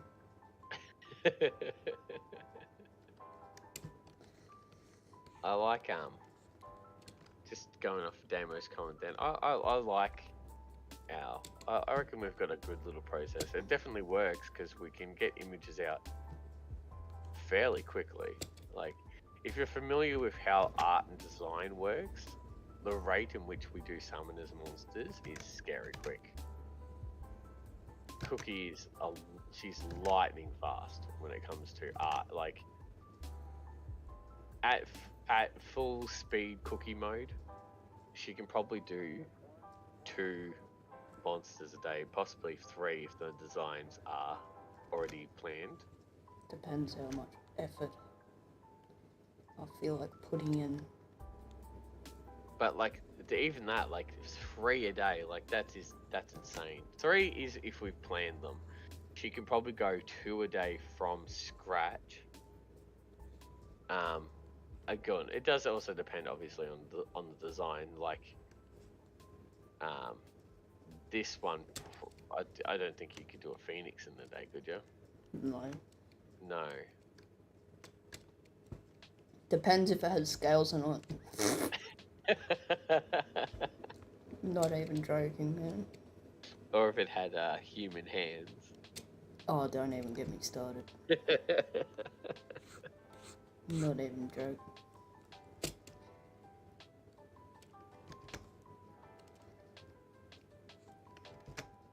The other problem we have is actually with the humanoids. So, with humanoid creatures like the Gorgon or the Witch and things like that, I think we struggle not on so much in their facial features, but it comes to their clothing. Like, 1, you're probably not going to see it on the card, and 2, if you do, like, it's hard. They sort of blend together, don't they? Like, it's weird if we do like a necky thing on one character. We obviously try to Japanese-esque clothing, but yeah, it's still really difficult. Our stream's having issues. It is not.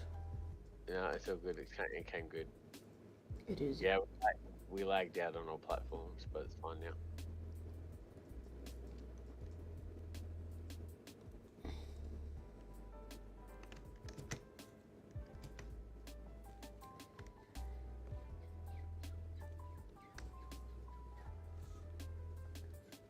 So, do you want to walk us through your little tough strategy here, Cooks?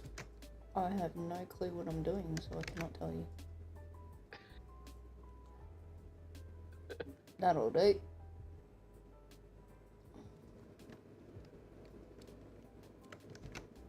You're like, I am just doing things. doing things and figuring things out. No, I'm using my fur brush to make the tufts.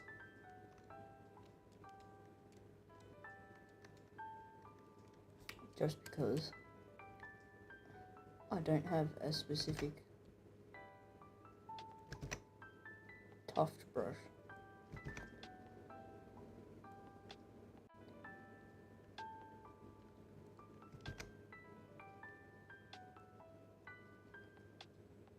You're looking like something out of Horton Hears-A-Who, but who cares?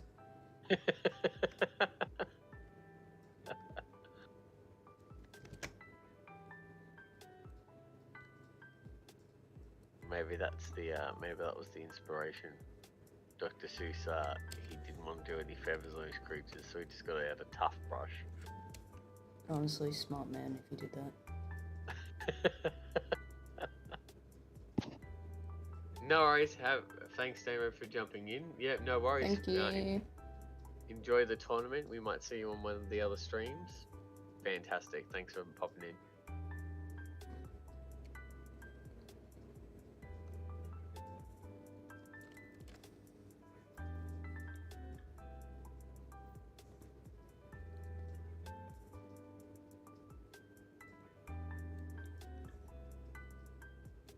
Doing your little wiggle cleans. Yes.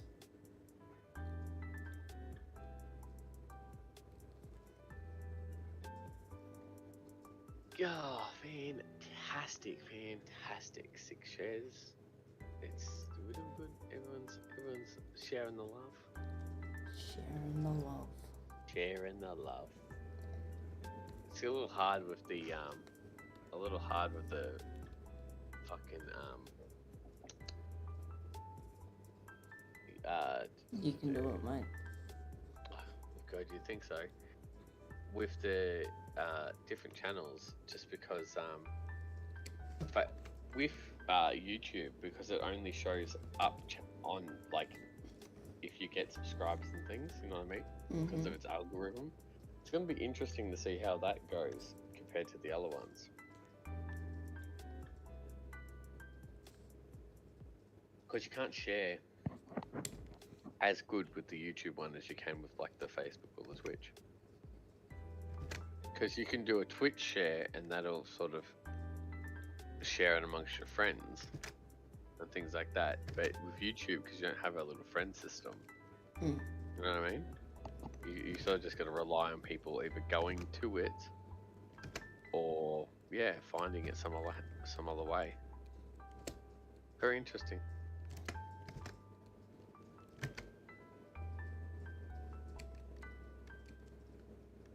This is going to be a very sick card. I love all the cards in the S2 series. They look so good. You really... Fuck. I also think that's going to be one of the coolest parts about our game, is that you're going to see the growing, like, of your skill. Like, your the S2s are going to look so much better than the S1s. Then the S3s are going to look better than the S2s. Me fucking up all the time.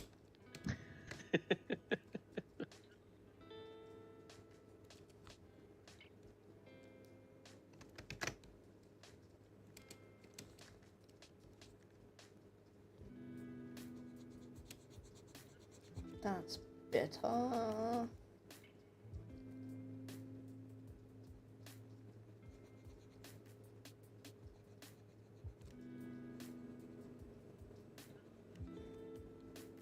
Doing your chicken feet. Yep.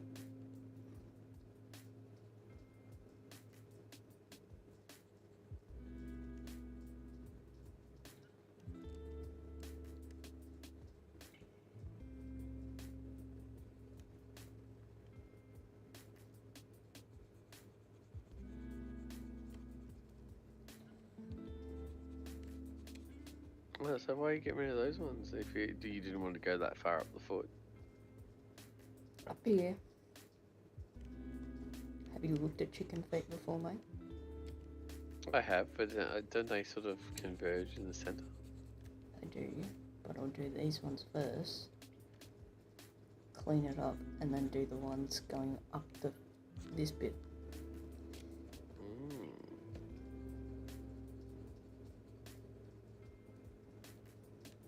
I mean, also, I just want to, like, you know, again, go through the whole arty process of it so people can look at the different little strategies that you Yeah, well, employ. if I just leave them as it is and there's lines going everywhere, it gets confusing. Yeah. So you just do it as you go. Oh, actually, there you go. Here's a nice little tip trick for you, cooks. So obviously, feather's incredibly difficult. You highly recommend using the brushes and things like that. Yes. But how do you decide your, like, the flow, your layout? Like, you sit there and you go, well, this is how these feathers sit. Do you go until it just looks right, or do you have actually have a method? A lot of studying different animals. So, again, I have a pet bird, so I know what each feathers look like, how they flow and all that kind of stuff. So it's a bit easier, because I can just go out, grab hold of her and pull her wing out and look at it. No. It's just looking at a lot of reference pictures. So I have flight feathers and then all these little ones, and then they overlay on top of them, and then it's just because I want people practice. to obviously, I want to get people to get an idea, like if they want to draw birds. So your number one suggestion is obviously lots and lots of research. Make sure you Yes, go and look at things. Go and look at how the light hits different things. Go and just look. Open thine eyes and open the mind. Because you realise a lot of different things. The way light hits things, the way different shapes change in different perspectives. All that kind of stuff. Yeah, no, that's fantastic. Because I feel like we should share some of the little arty elements that we do. Like obviously we talked about the game design stuff where we've got lines and scribbles on it. Like this is where fire goes. This is where, like you'll see this a lot in game design. Like this is, we wanted to show the whole behind the scenes anyway. Yes. But like when, for all the people who are interested in this sort of stuff, in game design, we almost always have scribbles and lines and arrows and tons of stuff to convey to different departments what they need to focus on. So in Cookie's situation, because she's the head artist for all of our stuff, if we were to send her, like if we wanted to do a superhero game and we wanted her to do a image of this superhero landing and doing an epic pose or whatever, we would have arrows indicating, like it would actually go to her as a stick figure. Like we would give her a rough idea of what pose we want him in, like where his cape should be, and then we'd give her arrows to say like this is where he's coming from, this is his impact, and then she would take all of that information and she'd sit there and she'd make the rubble coming out from the correct direction, and all of that helps your art team create the best image possible. With Frillneck, because Cookie doesn't need hand holding, because we've given her access to actual material like a description, she can just take that and run with it. So we don't have to tell her what the phoenix looks like, we just have to say do a phoenix, and then she can look at phoenix reference, she gets all the different images, and because of her expertise, I don't have to tell her this is how it needs to sit on the card, because she will automatically put it in the best possible pose because she just does that. Like it's just part of her skill. So I feel like that's a nice little tangent to go on. Let's actually talk about faces with birds because that's an interesting topic I find. So you're merging the beak with the feathers right now. Mm. I've always wondered because if like when you look at a bird image, the beak just suddenly ends. How do you compensate for that just sudden ending and actually have it sort of blend and look natural? So you'd be talking about here, where the mouth is just into the feathers. So, like I've done here, I've just done like a dotted line, not a joining one, like this. And then I'd go in and airbrush it, the feather colour and the beak colour together, so it blends. Oh yeah, that's awesome. And this is the nose. This is the beak part. This would have shadow here. And yeah. No, that's awesome. See, I feel like giving these sort of tips as well helps tons. Like especially for anyone who wants to get into drawing these sort of things as well. Because you've always drawn animals, haven't you? Like you prefer animals over anything else. Yes. Easier to do, no hands. What's your favorite thing to draw? Canines. Canines. You'll see that in the brothers of Fenrir, in the sons of Fenrir. They look so sick. And they will be out in the booster packs, but not quite yet. S2 still coming. It goes into print in December. We will announce on our Facebook and everything when S2 goes into print and when it will be available. And then, that's going to be so cool. How crazy is that, Cookie? We've done an entire rotation. Yeah. Yeah, our first rotation is done. And I reckon S1 was a really good starting point. I reckon it performed so well. I'm really proud of it. Alright. I reckon he's looking fantastic. I reckon Birdie Boy lining is done. And right on the money. Right on the money. Wow. It's like you're a professional or something. I told you I'm good at keeping my time, man.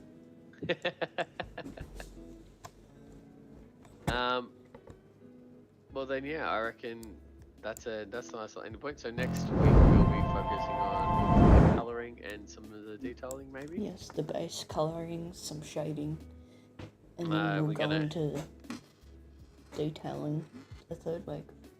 So specifically for a phoenix, when would the fire be considered detailing, or are you gonna start it'd be outlining? detailing, because I'd chuck that on top of another layer. That's awesome. Alright, well, thank you everybody who joined us. Thank you. Enjoy Sleepy Boy Lizard, he's very cute. He is so cute. That's it. If you jump onto our Facebook and everything, comment, and we're naming our lizard. Yep. I think Larry was the top suggestion at the moment. Top comment will win. So, yes, give us a name. Give us a name for our little lizard. Our next stream will be Tuesday. Same time schedule. But it'll only be the rundown with the boss man, Damien. Yes. I'll be talking about aggressive decks this week. It's gonna be cool. We will start from the very beginning. How to what decks you should buy, how to build an aggressive deck, and all the different play styles and strategies for an aggressive deck. It's gonna be fun. Yeah. And then after that will be the Friday where we will do our colouring for Phoenix. Yep. And join us for the next stream if you want to improve your summons decks and get an idea for different play styles, play methods, If things not, like that. we'll see you in episode 4 of Insider. Insiders. Yes, it's gonna be cool. Well done, Cookie. Always epic. And we'll see you